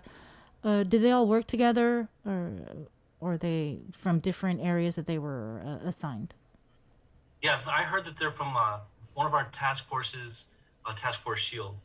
And to my knowledge, so I don't have all the details because there is some privacy, like health privacy information, but from what I've heard, yes, they do work together and they've all been home isolated. Mm-hmm. Now, when the contact tracing was conducted, because they are following all those safety protocols, the amount of other people that they could have contacted was only one, right? So per the CDC guidelines, I think a contact trace has to be within 6 feet for 15 minutes. And the good news is that there was only one contact traced from those 3. So even though, of course, it is bad news for us to see anyone getting infected, at least it shows us that they're doing the right thing and they're minimizing the contact with others. Can you say, are these 3 assigned to like the QFAC or the ISOFAC or? I think so. Yeah, I think they were assigned to the Dusitani. The QFAC. Correct. Okay. And I can get back to you with a confirmation, but I think so. Yes. What's this medical tent at GRMC? GRMC. Okay, so like any other agency that requests for help, we call it an RFA. Of course, we have acronyms for everything, right? A request for assistance comes in, and GRMC needed a shelter in addition to their main structure that they could use to test and evaluate people who are suspected of being COVID positive, right? So it keeps them away from the main population of the hospital, and it allows them to conduct their testing and evaluation of suspected positives. And we put it up in the back parking lot last week. But you said any other government agency. They're not a government agency. No, they're not necessarily a government agency. So an RFA can come through if an entity requests to the government, and then the government can go ahead and make that request of us. That's the process that it would go through. So we could, if GMH wanted a medical tent set up for this same service, it would likely be done for them as well. Yeah, and we put up a tent there too. Yes. So there's one there currently, as in today. Yep. Okay. Just wanted to make sure. So is the GRMC, is this paying the Guard or the government for this service or the services that we provide? The funding thing, Bree, you'd have to ask probably, I'm going to guess, the funding source. I know it flows through like Homeland and FEMA and stuff like that. We don't deal with like receiving payment or any billing people. You'd have to ask those guys. I'm sorry. I don't know that. It's okay. What about the contact tracing to Hakapatan? When is this Hakapatan contact tracing going to open? What is that? So I know last week we helped public health with an assessment of it, and our engineers went there and we looked at things that need to be done, like dropping internet lines and things like that. So as supporters of public health and their operations, really the timetable is theirs. As soon as they're ready to go transfer over, we'll move our folks with them as support folks. So again, the folks that we have embedded with public health contact tracing teams, they do things like call folks who are in home quarantine, call folks who are in home isolation. And they just check on them and see if everything's okay. But the overall responsibility for that operation is with public health, and it's their timetable to move. Okay. Anything else in closing, Mark, you'd like to add? Yeah, of course, you guys, just like everyone else, please continue to stay safe, wear your masks, stay at home. You're safer at home, right?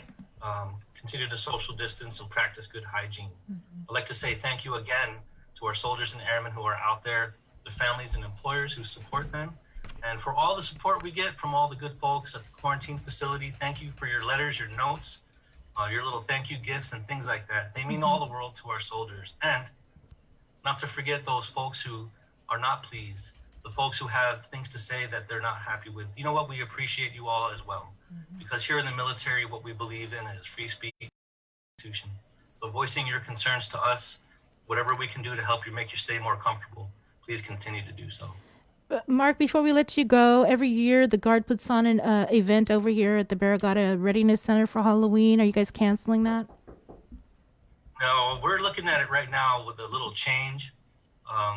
We're looking at a drive-through right now, and those plans and all those meetings are underway. Okay. So the latest plan that I saw was that they may have folks come on in and drive through, similar to how they do the commodities distribution at the mayor's office. Right.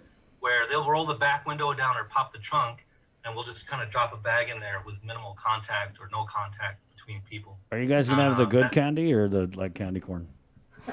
What do you want? What do you? I'm just thinking, guard, bottomless budget. I want to see some chocolate, special dark Hershey's, maybe. I don't know about bottomless. MREs, man. Oh, MREs too. Dude, MREs are good. I like the thing you cook the food on. Yeah, a little sterno thing. Yeah. Yeah. All right. Thanks, right, Mark. Mark. These guys are getting a little wacky. Don't mind my friend Jason. He doesn't get out much. None of us do. MREs come with Skittles now. Keep us posted, though, on what you guys are going to be doing. Yeah, okay. Stay in touch, you guys. Be safe, take care, and have a good week. You too, Mark. Thank you. Appreciate it. Wash your hands on the way out. We'll take a quick break. 9:19. This is the link on the breeze. Good morning. It's proudly brought to you by Calvo Enterprises, IT&E, the Thrive Coalition, Thank you, Mark. Good job, brother. and Carrier. 647 Cool. Good morning. GU Self Storage, conveniently located near the Harmon McDonald's. We offer affordable rates, online payments, and auto bill pay for your convenience. Plus gate access daily from 6 a.m. to 9 p.m. Call us today at 648-7867 for more information. Pepsi Guam Bottling, a local company. We produce your favorite products right here on island, like Pepsi, Mountain Dew, Hanum, Chamorro Punch, Tropical Ice, and more. We've invested millions into local production and will continue to upgrade our facilities and provide local jobs so you can truly buy local. Our long history of producing the freshest and best products will continue. This is our vision. Pepsi Guam Bottling. Your generosity can change lives. Disasters won't stop during this global pandemic, so neither will we. The Guam chapter of the American Red Cross is calling on the continued support of the community to assist with their mission of providing disaster relief and recovery efforts, military family support, and life-saving training and certifications. In times of emergency, our support will not waver, and we pray that your support of our efforts will continue as well. We invite you to join us in commemorating our 20th annual signature fundraiser virtually this year by supporting the Red Ball in a Box. We will be delivering special red boxes, which include a 4-course dinner from Micronesian Chefs Association and wine to our patrons and sponsors. As a sponsor, your company and message will also be featured in a special television tribute to the Guam chapter of the American Red Cross. For sponsorship opportunities and more information, please call 688-0280 or visit our Instagram or Facebook page. Let's support our community. Though we're apart, we're still together in generosity and support. We are in the middle of the most serious health crisis of our lives, and it affects everything from jobs to schools to the way we live. In addition to worrying about recovery, we must now worry about health care. And we shouldn't have to make choices between food and medicine, going to the doctor, or buying gas. We all need access to health care, and now, more than ever, we need hospitals and clinics which can respond to pandemics. We must get the vaccines and new treatments for COVID-19. We must be ready with ventilators and partnerships with the federal government for our emergency facilities and have pandemic plans which provide a secure safety net. We must be ready for the next crisis. And this takes a leader in Washington who is trustworthy and will work with local leaders and experts. This is why I am running for Congress. I humbly ask you for your vote. Si Diyos maasi, maraming salamat po. I'm Robert Underwood, and I approve this message. Hafaday and Mabuhay, I'm Ann Pobutsky. I'm the territorial epidemiologist for Guam. Wearing a face covering protects you and those around you. We know that COVID-19 can be spread by people who are not showing symptoms, which means they are asymptomatic. Because Guam remains at risk for significant community spread or transmission of the virus, it is a necessary precaution to wear a face covering when you are in public. Everyone must wear a face covering when they leave home, have it visible at all times, and put it on when they see others nearby. Face coverings are required for everyone when shopping at stores, seeking healthcare, and inside the workplace. Covering your face reduces the chance that you will unknowingly infect someone else if you are carrying COVID-19 but have no symptoms. Prevention saves lives. For more information, please call 311 or visit our website at dphss.guam.gov. Sa panahon ng pandemya ng COVID-19, kailangan ng kooperasyon ng bawat isa. Kailangan natin mapanatiling malakas ang katawan at sumunod sa mga alituntunin ng gobyerno para ligtas ang lahat. Ang distansyang 6 feet bawat isa ay laging susundin, lalo na sa mga pagtitipon. Panatiling magsuot ng face mask sa labas ng bahay, lalo na sa mga pampublikong lugar. Maghugas ng mga kamay gamit ang sabon sa loob ng 20 seconds. Kung walang tubig at sabon, gumamit ng hand sanitizer na hindi bababa ng 60% alkohol. Maglinis at magdisinfekta ng mga madalas na hinahawakan. Iwasang hawakan ng mukha mo. Manatili sa bahay kung may sakit.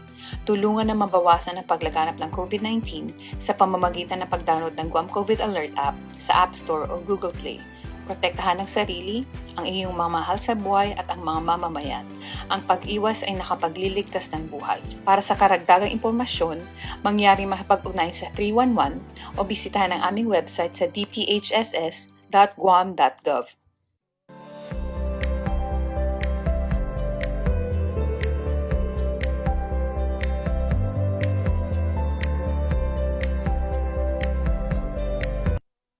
Can you whisper in my ear? Tell me all the things that I wanna hear. Just to open my closed Come on, mind, come show me on. the fortune Come on I in. The couldn't water's find. fine. It's sanitized. It's actually, our water is 70% alcohol. 924, it's the Link of the Breeze, 93.9. Let's go over to the phones.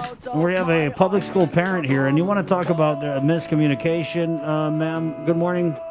Hello. Good morning. So, I hope you're all doing good. Trying. we're still, I'm just happy to be here. Happy to be alive. Happy I woke up this morning. Baseline, that's where I start, so I'm always all right. Same here. So I wanted to bring up, there's a miscommunication with office and teachers. And so there wasn't any memo that was ever sent out where the teachers cannot touch the folders once it's turned in, right? For 3 to 5 days at the most, okay?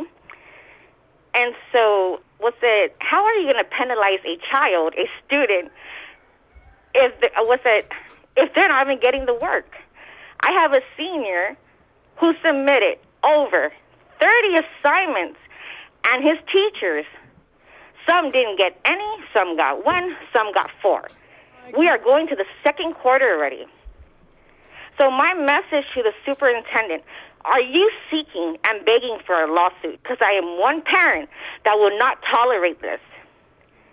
I will not tolerate this. My kids are working so darn hard.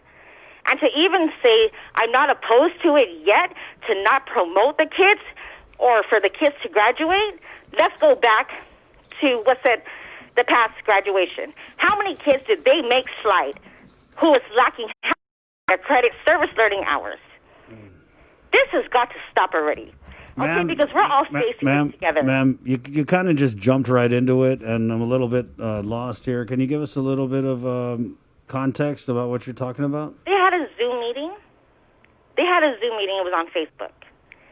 And so at the end of that Zoom meeting, Miss Monique Baza came on. And she was, opposing that elementary kids, middle school, they shouldn't be talking about promotion. Because I guess, with maybe some aren't doing the work, of course they cannot get a hold of, hundreds of kids, right? Which is understandable. But the message you just sent out to the kids and parents who are sitting down and trying their darnest to make the due date, to get their work done, to make sure they understand, you sent out a very negative message to the parents and kids who are doing their work. So how is it that the teachers aren't even getting the assignments? Can you walk us through the protocol? So your kids get the homework. Yes, I pick it up. They do. You pick it up. And Yes. this is for the pickup, right? Hard copy. Yes, sir. Okay. So you pick up the hard copy. Your kids do all the assignments, and then what happens? Okay, so I found this out late because I have a very good communication with the teachers. I found this out late where with Southern High School, they cannot touch the folders until 4 days after it's turned in, 4 to 5 days. Is this because of the COVID? Yes, because of the COVID. So, sir, no memo that was ever sent out. So here, as a parent, I'm picking up this folder, so you expect me to give it straight to my child? No. So I implemented their same protocol. My kids are not going to touch their folders until 3 to 4 days after I pick it up for their safety. My kids have severe asthma. Okay, so, I mean, we're trying to work together, but let me remind some teachers, okay? You're not going through this alone. We're all going through this together. We're all going through this together. But don't try and beat a child down and belittle a child, and especially parents who are doing everything they can to find out that Ocean View Middle School, the kids' work ain't coming out from a textbook, it's coming out from sites. And you want to talk about preparing them for 9th grade? Are you serious? So give them textbook work, not from a site. Because quite frankly, GDOE is asking for a lawsuit. And a lawsuit that will stick. And I promise that. What would you sue them for? Well, I don't want to discuss that.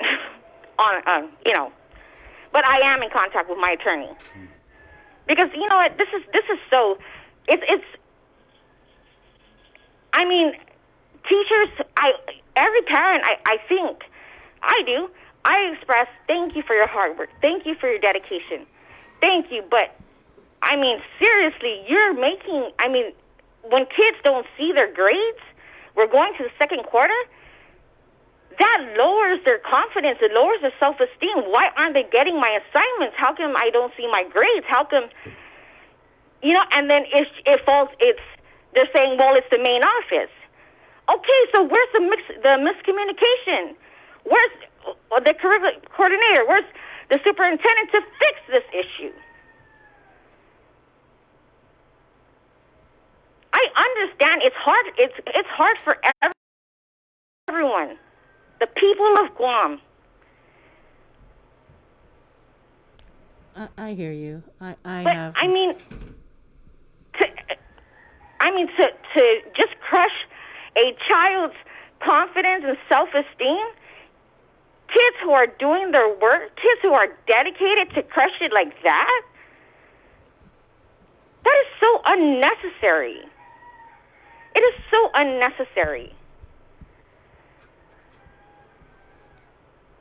And like I said, some teachers, is it really hard? I'm understanding where they're coming from. I'm understanding they have to grade online. They have to grade hard copy. And I express that.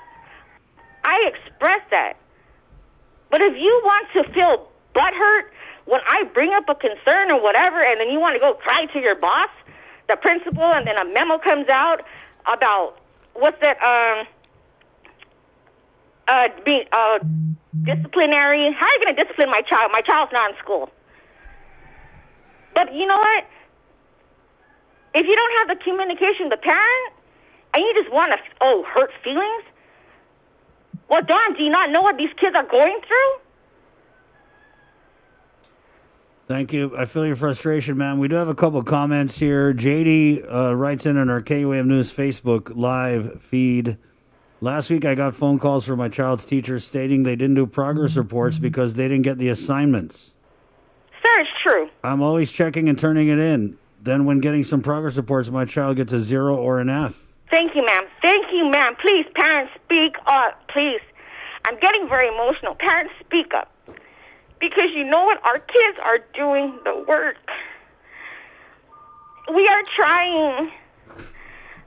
Okay, we don't have that background of, being educated, but we are trying. We're taking on their role. Parents, please speak up. This is the time we stand up for our kids and ourselves. We're not trying to fight with the teachers, but communicate with us. We are tired of hearing, it's the main office, it's in a locker, we're tired of hearing those excuses. My senior was way ahead. This is really putting him far back. And I told previous teachers, I'm not submitting any more assignments. I will be picking it up until you guys all have every assignment accounted for. But you expect kids to touch that folder, and what, for your safety? You're not going to touch it for 3 to 4 or 5 days? Practice what you preach. And I thank that parent for commenting because it's true and no one's speaking up about it. We're all just trying to... Well, we do have another comment here, ma'am. Michelle writes in, my sister got her progress report and it's all 0. When she's been turning in work, she lost all motivation to do her work at this point. Chris, since they started a hard copy, art, 15 assignments, only 1 was graded. Come on. We parents were trying. I have spoke to some staffs, and the staffs are on campus. They're frustrated. They're saying the teachers aren't even on this campus. They're just sitting behind the computer, emailing the work. They're the ones organizing everything. You think they're not scared? They're scared to be on the campus. And I'm very grateful that they're there to give the hard copies. But John Fernandez, seriously, sir, you need to be on top of this. None of us opt for this pandemic. None of us signed up for this.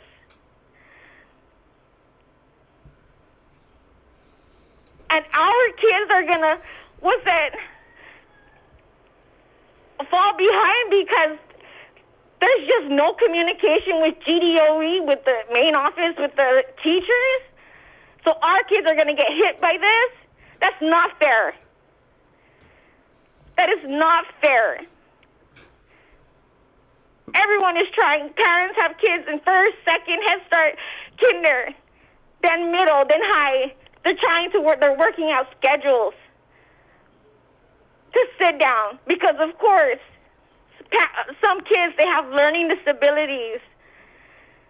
We have another comment here, ma'am. Chris comments, I'm sorry you're going through this. As a teacher myself, this makes me upset. GDOE, get to these parents. I would call you right now if I knew you, just to comfort you. I'm from GDOE, and this is unacceptable. Well, thank you. Please thank that person. And, like I said, it's some teachers. But you just have to communicate. Ma'am? Because, when the kids don't see work, when they don't see progress reports, they don't... You know what? I'm very grateful for my little boy's teacher. She always calls to check on him. She gave him a progress report. It really helped encourage him. She even wrote me a note, and it encouraged me. And just that one little act of kindness, that one little act, that really boosted a lot for my little boy. And this teacher is from Marshall Sablan. Thank you, Mrs. Mekatangi. But this has got to stop. To see my older kids hurting mentally, emotionally. And I know a lot of other kids are going through it. And this is my message to all the kids. Please talk to your parents. Confide in them. Please don't think that, with all of this that's going on, you're not seeing grades. Please don't think of harming yourselves. Because there's a lot of those going on, contemplating suicide. Ma'am, I thank you for reaching out to us. We actually have a teacher on the other line, so I want to give this teacher a little bit of time here to not necessarily respond to what you're saying, but to provide a little more perspective on what it's like for some of these teachers, trying to conduct this online, hard copy, or whatever during this pandemic. So we feel your frustration. I know that the Department of Education is listening, and hopefully the right people will do the right things to make sure that, so many protocols. I'm sure it's, God, this heartbreaking hearing you at this point, ma'am. Thank you for your call, okay? Thank you. God bless everyone. And like I said, the kids, please talk to your parents. We'll get through this together. You know, you're doing a great job, even to the parents out there. To everyone, God bless. Please stay safe. Thank you, ma'am. Thank you. And now let's go over to line 2 where we have a teacher on the line. Sir? Hi, buenas. I'm a Chamorita teacher, and I'm calling just to kind of like say my side of the story, at least. You know, man, with Google Classroom, I don't know if this parent is talking particular with the online aspect of it or maybe just the hard copy. Hard copy, sounds like. Yeah. Yeah, see, even with that too, you know, there's no real like mandated, you know, procedure as to how we're gonna, you know, through email or reach out to the parents via like the letters and all that. So I just want to say with regards to sometimes even with the hard copy, it's just, you know, sometimes things get lost in translation. 200 plus students and you know we might just miss one, and that one, you know, is the parent that's calling or you know just a variety of things going on. So even the teachers are going through a hard time. Everyone's going through a tough time right now, but I think at the core of this whole thing is just you know, again, like the parent said, communication, and then maybe just a little bit more not so much leniency, but for inaction, but maybe some understanding, some level of understanding. Because man, I'll tell you, man, 200 students, you know, and you know, you might miss one or two, and that one or two is just the ones, you know, that's going through the most or dealing with it the hardest. And as unfortunate as it is to say, we're humans, you know, too, as teachers, and we make mistakes. So definitely, I just want to say I can level, you know, with the frustration. I have a child too going to school, so I hope there's a better system at hand as far as these hard copies goes. But man, as of right now, as of yet, you know, sanitation purposes and you know, safety procedures, protocols supersede all kind of relations to you know, the physical interaction with the material. So the delay, again, system-wise, and even like I said, look at the schedule, man. The schedule is Mondays. For example, like my child is Tizan, right? So Mondays they pick it up, hard copy, and then we have to wait 1 week, and then next thing you know, again, like I said, the sanitation procedure. So you won't see it right away, man. But you know, us teachers are gonna make sure you get the grade that you deserve. Of course, your child, and of course, letter of acknowledgement would be nice every once in a while. But that's at the teacher's discretion. But definitely, we're gonna try our best. So I apologize, ma'am, and for all the families out there. But we can work together to get through this. All right, take care, Chris. Thank you, sir. Thank you for your words. Appreciate it. Yes, okay. 9:40. Wow. Oh man, you know, Chris hears it from me all the time, Yeah. and sometimes Jason and Joe, sir. I my son doesn't do hard copy, and he gets a lot of communication, and I get the communication, and I get the communication nonstop, all day, all night, all morning, and I don't get a day off. I don't get weekends off because I'm trying to catch up with all the stuff he has to do. This past weekend, he had an exam, but it was like a multiple class exam. And then he had all these other projects. It's just like, well, then why am I doing this one multiple class exam and yet have multiple subject projects? So I can. But Bree, let me get, because you're doing a lot of the work, there's been a reduction in the tuition? No. It's more. More. We're paying more. Wow. Yeah. So yeah, it is frustrating. I mean, my I'm opinion trying to was. keep it together here with not. No, going don't crazy. keep it together. No, Please no. lose it. No. It's good for ratings.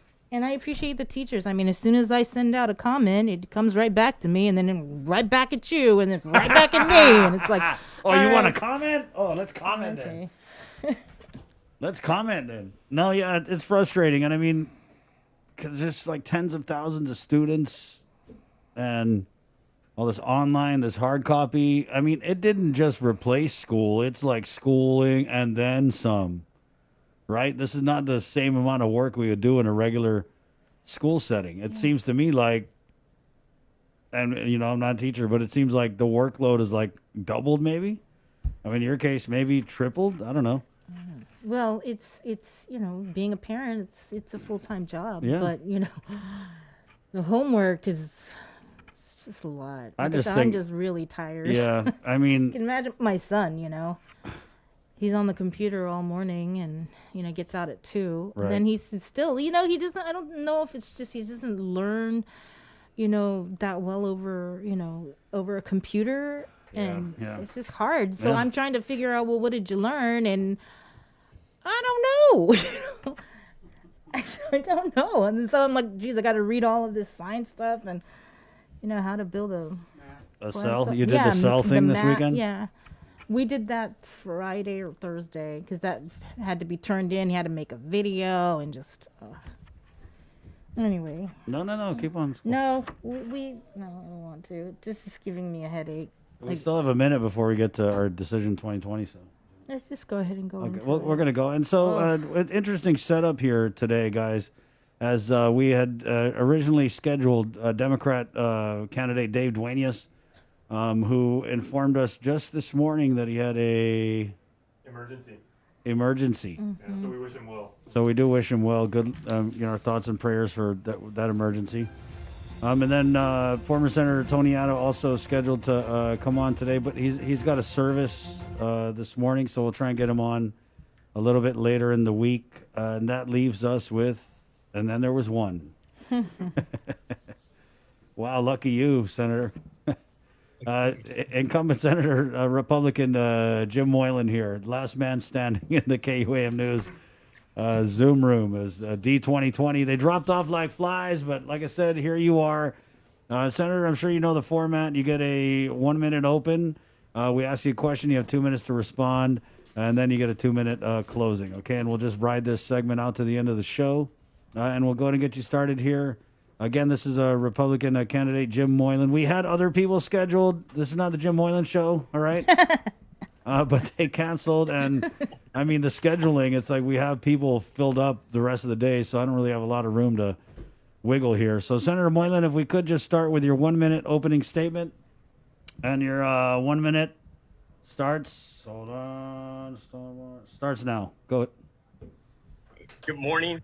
Good morning, Chris, Bree, and Jason, and thanks for this opportunity. And I'm it's a one-man show, and it kind of feels like how it is in the legislature for me. But I am Senator Jim Moylan. On the ballot, you see me as James, and I'm seeking the re-election on the 36th Guam legislature. I've been working hard since day one on the 35th Guam legislature, and my main focus was the economy, and I think I've introduced measures that address that. And now I'm focusing also on transparency. I'd like to talk about that in a bit here, and also on public safety as well. So I have measures that I put together, and I'm ready to go for the 36th, just as I did with the 35th. So I'm looking forward to another term to serve the people of Guam. Thank you. Thank you, Senator. Bree has your first question. Okay, thank you. You know, the governor, she cited all the superpowers to do what she's done during this pandemic. Do you think that the law should be amended to maybe tighten up on those powers? You have 2 minutes to respond to the question, Senator, starting now. Sure. The law is, of course, helpful for our government to exercise what it needs to immediately address the pandemic. How we administer the law, as we've seen, has brought great concerns. Transparency, mostly, and most importantly. I do have a measure that I tend to introduce here and bring up regarding the transparency of Title 10, Chapter 19. It's reporting of these fundings and where they're used at. It's the reporting of the government contracts that are issued out. And it's what the people are really concerned with, I believe. When we don't have the transparency in place, it becomes difficult for the people to trust or understand how we can get through this epidemic. It leads to a lot of confusion. Sure, we can do the FOIAs, but that does take time. But if we have a standard transparency requirement that could be included into the law, as your question is, yes, the law is amendable to include just that. So I'll be looking at that, hopefully, if I can get it done in the 35th, if not, then in the 36th. Thank you. In this same Emergency Powers Act, it also gives the legislature the authority to, I want to say, revoke the governor's declaration of a public health emergency. If you say currently, if the Republicans were in the majority, would that have been something that you would have pushed for? Why or why not? Yeah. Senator, you have 2 minutes to respond to Bree's question starting now. All right. Yes, that would be something I would push for. But it would be based on the explanation that the governor would provide us. I think that I would also like to include in Chapter 10, Title 19 on the epidemic emergency is that the governor needs to come to the legislature upon renewal, and that's every 30 days. When you come before the legislature, then you must justify the reasons why you need to renew this. If the body feels that is in favor, and we represent the people of Guam, the checks and balances, then we can authorize the renewal. At this time, there's no reason for the governor to address us, and nor has the governor addressed the legislature to say why the continuous renewals. Yes, it has been brought out in the public, but the legislature today does have the power to revoke. However, as you can see, you probably won't get the 8 votes to do such a thing. In addition, the governor could probably just renew that state of emergency again after we revoke it, so it can continue on. But once we do revoke it, if the governor does come before us, which would take an amendment to the law, then we would have the authority to stop it. So I would like to see that happen in the 36th. I don't think it would happen in the 35th. And hopefully by that time, of course, we would have better control of the pandemic so that the people can feel safer as well. Okay, thank you. Thank you, Senator. Next question here. What letter grade from A through F would you give the Leon Guerrero Tenorio administration's handling of the coronavirus pandemic? Your 2-minute answer time starts now.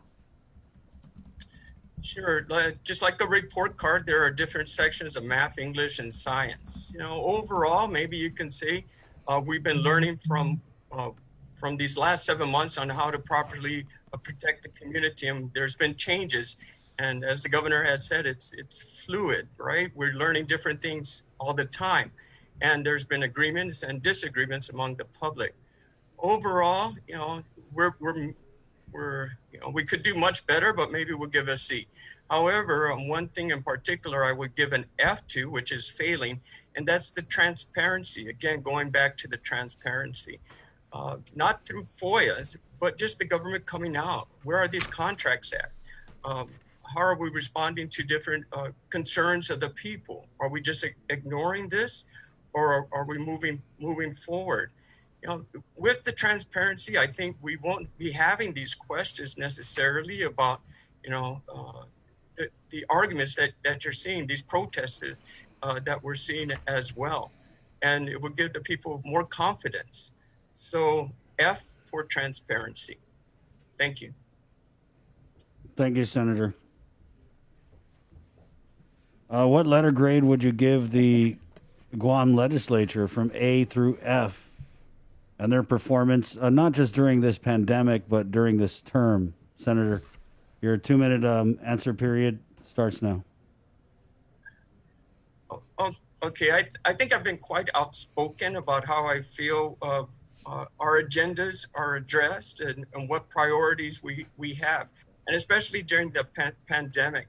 For the first, I think I was out there in April, shortly after the pandemic was declared, and I was protesting in front of the Guam legislature for 3 days, out there, and to say, we are essential. The Guam legislature is essential, and unemployment. The people of Guam were unemployed, and they're essential as well. And we needed to do some measures that address this, and so we needed to get back to work. And I fought for that, and eventually, after I think the governor had wanted to do an emergency session, and that's why we came back into session. But what did we do? We talked about trails and signs and different measures that didn't really, I thought, tackled the problem with the pandemic and helping the people of Guam. I introduced a couple of measures also back in, I think it was in March, Bill 350 and 351. 350 was to give $800 from the CARES funds to our community, to the people that were affected by the pandemic due to their jobs lost in hours or just closed down, were let go. And the 351 would have helped about giving $20 million through GITA for the small businesses. My measures never made it to the floor, but only later on to find out the governor created their own programs, which is wonderful. And then later on, we learned that the governor only has the control over these CARES money. But I'm hoping by suggestion that I had some influence on that too. So overall, I did what I could. For my classmates, they had to stand up on their own. But for the people of Guam, I think they're going to place their votes hopefully soon in an early voting. Thank you, Senator. Time's up. Did you get a grade though, or because I didn't catch it?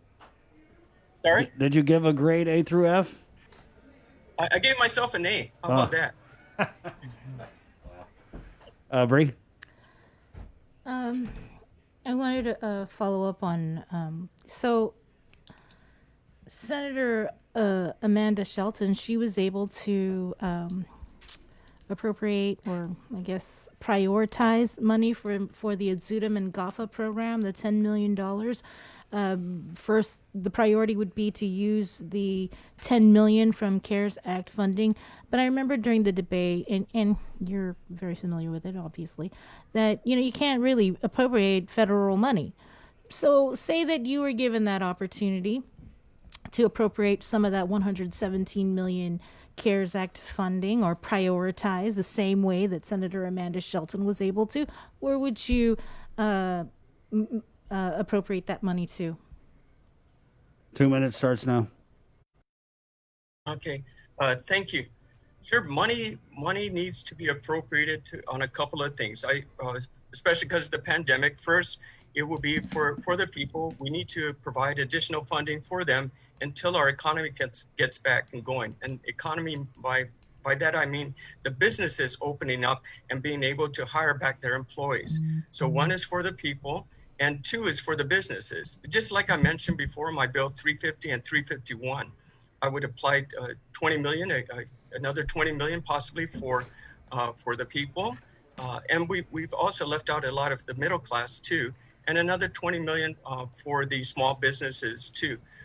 But one thing's important: when we finally get our economy going again, it's about how we manage our funds. And I don't see that working too well with this budget process that we did. I'm looking at some reorganization with our government to include deputy directors' positions being eliminated. That's like $1.5 million. We have a lot of duplication of government agencies too. And what we learned from the pandemic, we need to really do e-government. And that's going to take funding as well to make our government efficient, because another situation can come around after we finish with this COVID situation. We can also look at vouchers for the people of Guam. So when we do get this money out, be it another 10 million possibly or more, that money is spent on Guam, at stores on Guam, so that we can rejuvenate our economy as well, to circulate that BBT. So those are some of the things I'm looking at. Yes, we can properly use that money to help our economy and the people of Guam. Thank you. Thank you, Senator.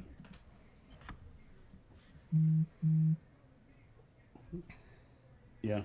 Okay, I'll ask about the Guam Memorial Hospital.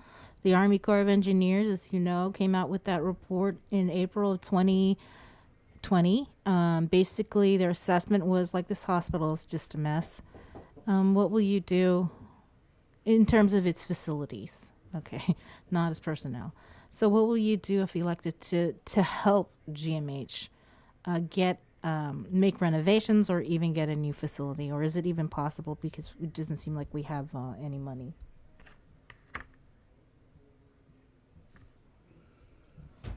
Your plans to help GMH. Okay. I'm sorry, did you get the question? I did. I was just waiting for Chris to say go. Oh, sorry. Wow. Okay. Here we go. Your 2 minutes starts now. All right. Thank you. Thanks, Bree. I did introduce a measure before the pandemic, Bill 30535, and that's a public-private partnership for the Guam Memorial Hospital. Okay, so, from the management of our hospital, we have a situation that definitely needs improvement, staffing pattern and so forth, right? With a public-private partnership, this will be very helpful. And we can also build the hospital as well with the public-private partnership situation. And then like a lease-to-own situation, which we've seen with John F. Kennedy High School too. So it's just not the structure alone, but it's also the management of the hospital. So eventually, when we do have our new hospital, it will be properly set up and managed. In addition, we can start today with a public-private partnership, and I'm trying to work with Gita on that to get that going too. So yes, we need a new hospital, but yes, we also need, I think, to have this managed by a public-private partnership. And I also like to see where in the world is that $10 million that we already approved to help fix our hospital. I can imagine within the past week, all this rain that's happened, right? All the towels that are wet in the hallways and so forth, the leaking around the nursing station.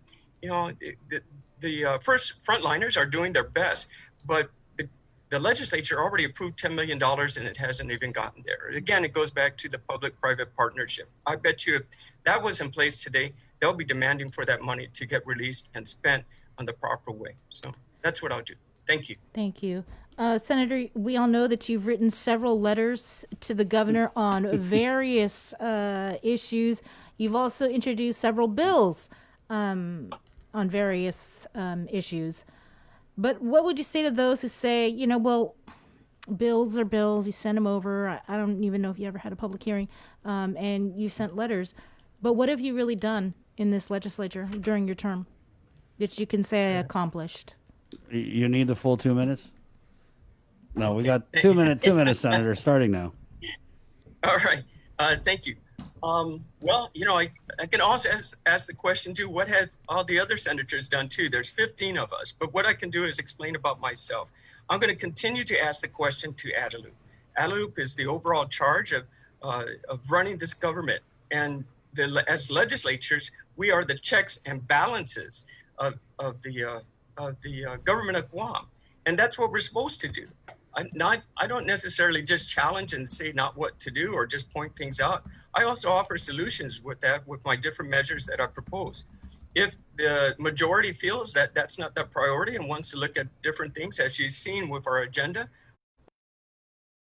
you know, if we want to see more action or more bills passed, and some of the people like my bills, well, then please go out and vote. This is how you're going to make your voice heard. In addition, you know, the legislature has complete control of oversight hearings too. You know, and these are situations that the public is bringing up. We should have oversight hearings continuously until we get the answers we want, or until we make Adelup see what the people are really asking. Who we represent. We represent the people, and we are the checks and balances. OPA has given great reports. The most latest one on the Liberation Day events, right? And that's all questions. So what's going to happen to that? You know, I wonder, right? Gura, OPA did another great one on Gura too, right? So what's going to happen to that? Oh, I wonder as well, right?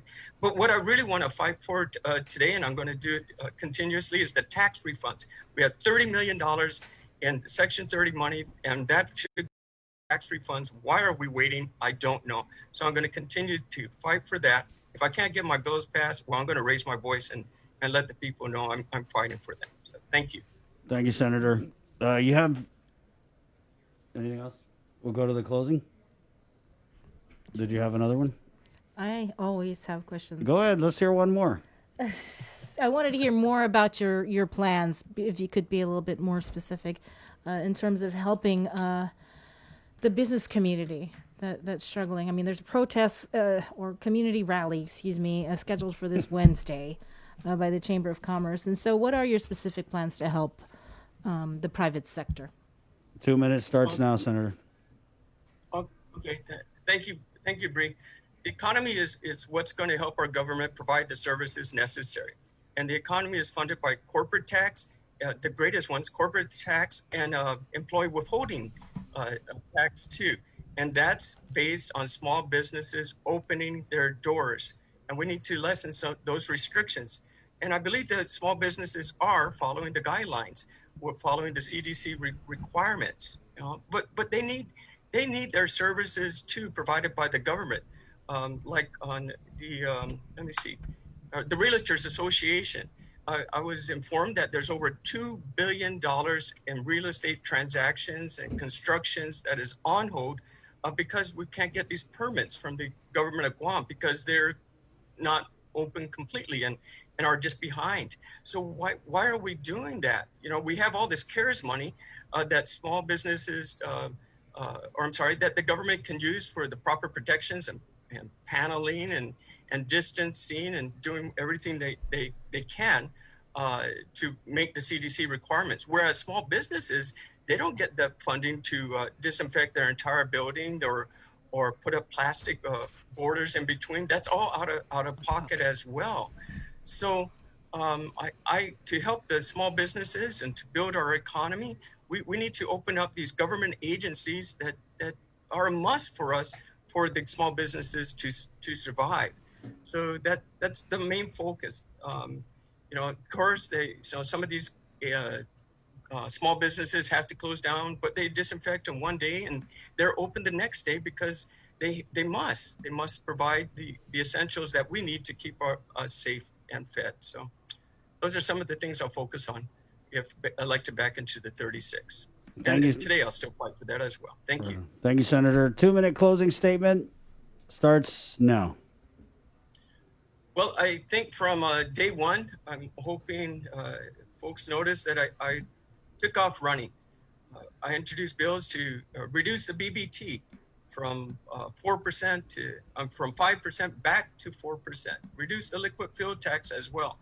I introduced measures for new industries. The drone industry, and we had a public hearing for that as also, and also distribution and fulfillment centers like Amazon. We had a public hearing for that as well also. And to attract these businesses to Guam to diversify our economy, I've introduced measures for the government on this CARES funding to help the people and also to help small businesses. And I'll continue to do that. So as a candidate for the 36 Guam legislature, this is where I'm going to take off again and with running hard too. I think I kept my word that I'll be fighting for the economy, and I'm doing that today. And I've also learned a lot being in the 35th, especially about transparency. And I tell you, I think some people tell me I'm on the radio too much, but I answer the questions. I enjoy coming before the media in order to be transparent and to show the people of Guam that what I'm doing is I'll continue the fight to do so. And if they don't like it, well, then I have the ability to understand that too. So I'm well transparent. And as a candidate, I wish to continue on serving the people of Guam as your senator for another time. So thank you very much. Thank you, Chris. Thank you, Bree. And thank you, Jason. Thanks, Senator Moylan. Good luck to you. Thank you, Senator. You guys are getting ready to go into session, right? Yes, 10 o'clock, actually. I'm a few minutes late. I got to run over. I'm right across the street. Okay, Senator. Thank you. Thank you for your time. All right. Bye-bye. Wash your hands. Grab you some virtual Buchi. It's low fat, low to no fat. Good luck on on the way session. out, okay? Bring some for your colleagues. Okay. I'm telling you, maybe they'll give you a public hearing if you bring them a little Buchi. Try that route. Kill them with kindness. Okay. Okay, Senator. All right. So, Thank you. Okay. 10:08. Good job today, Bree. Good job. Takeaways from the show. Hi, Jason. Yeah, I just wanted to add a Okay. takeaway because when we were talking to public health and they were actually breaking down the by ethnicity distribution of like COVID-19 deaths. Yeah, of the deaths and everything like that. We've actually got the versions not only in English, the public health PSAs, but also in Tagalog and Chuukese that we have running on the show. Nice. Yeah. I like the way you say Tagalog. Yeah. So I went to Sanchez. Like no, actually when I went to Sanchez, I spoke better. I spoke better Tagalog than I did Chamorro. Oh, okay. Right on. We had a great conversation with Wayne Purcell of the Animal Wellness Action and Joey Lopez, who's a cockfighting supporter. That was pretty cool. Deputy Mayor Melissa Savares. Man, this audit from the OPA, it's like everybody's just saying, oh, not involved. You got to check that guy. Yeah. There's 62 hospitalizations at the Guam Memorial Hospital. Of that, number 8 are over at the SIF, which is at the Skilled Nursing Facility in Barragata Heights. 10 people are receiving ICU level of care. 3 people are on ventilators. And as you heard from Lillian Posadas, there are 2 newborns over at the Guam Memorial Hospital that have tested positive or who were brought in positive for COVID-19. Right, and that number of 62 hospitalizations, that is a high for the pandemic. So, I mean, this lockdown, obviously, from a standpoint of containing the virus, a total failure. But apparently, I guess the government thinks this is an acceptable level of loss of life and of hospitalizations. So it is what it is. 10:09. Thank you to our sponsors, Carrier, keeping you cool at 647-COOL, Calvo Enterprises, IT&E, and of course the Thrive Coalition. Thank you, Joe, sir. Jason Salas, our team in Master Control, and of course, Kengineer. And also our KUAMNEWS team. We got your 6. That's like the wrap-up song, when they have the award ceremony. Right, like, yeah. Shut up. Shut the hell up. Say goodbye. I'm not enough with 4 hours. We need like a 6-hour show. Well, easy there. On you. Good job today, Bree. Good job. Thanks for watching, everybody. Bye. All right. Hey, remember it's wait. I wanted to say thank you. Oh, we're gonna do it. He's gonna come on tomorrow. Oh, he is. Yeah. Okay, Roberto Fraccassini. So yeah, cheers to him tomorrow. We're gonna some of the guests you can look forward to tomorrow. Of course, our Standing Tuesday with Lieutenant Governor Josh Denorio. I've also I got Education Board Chair Maria Gutierrez coming on to talk about education. Of course, I'm pretty sure she was listening to that call and maybe could address some of the concerns that parent and the teacher both brought to the link. That's all coming up tomorrow. Thank you, guys. Be safe, okay? Wash your hands. You're safer at home, so why don't you do us all a favor and stay there? 10:11. My name's Chris. Hasta. Adios! It's up to you.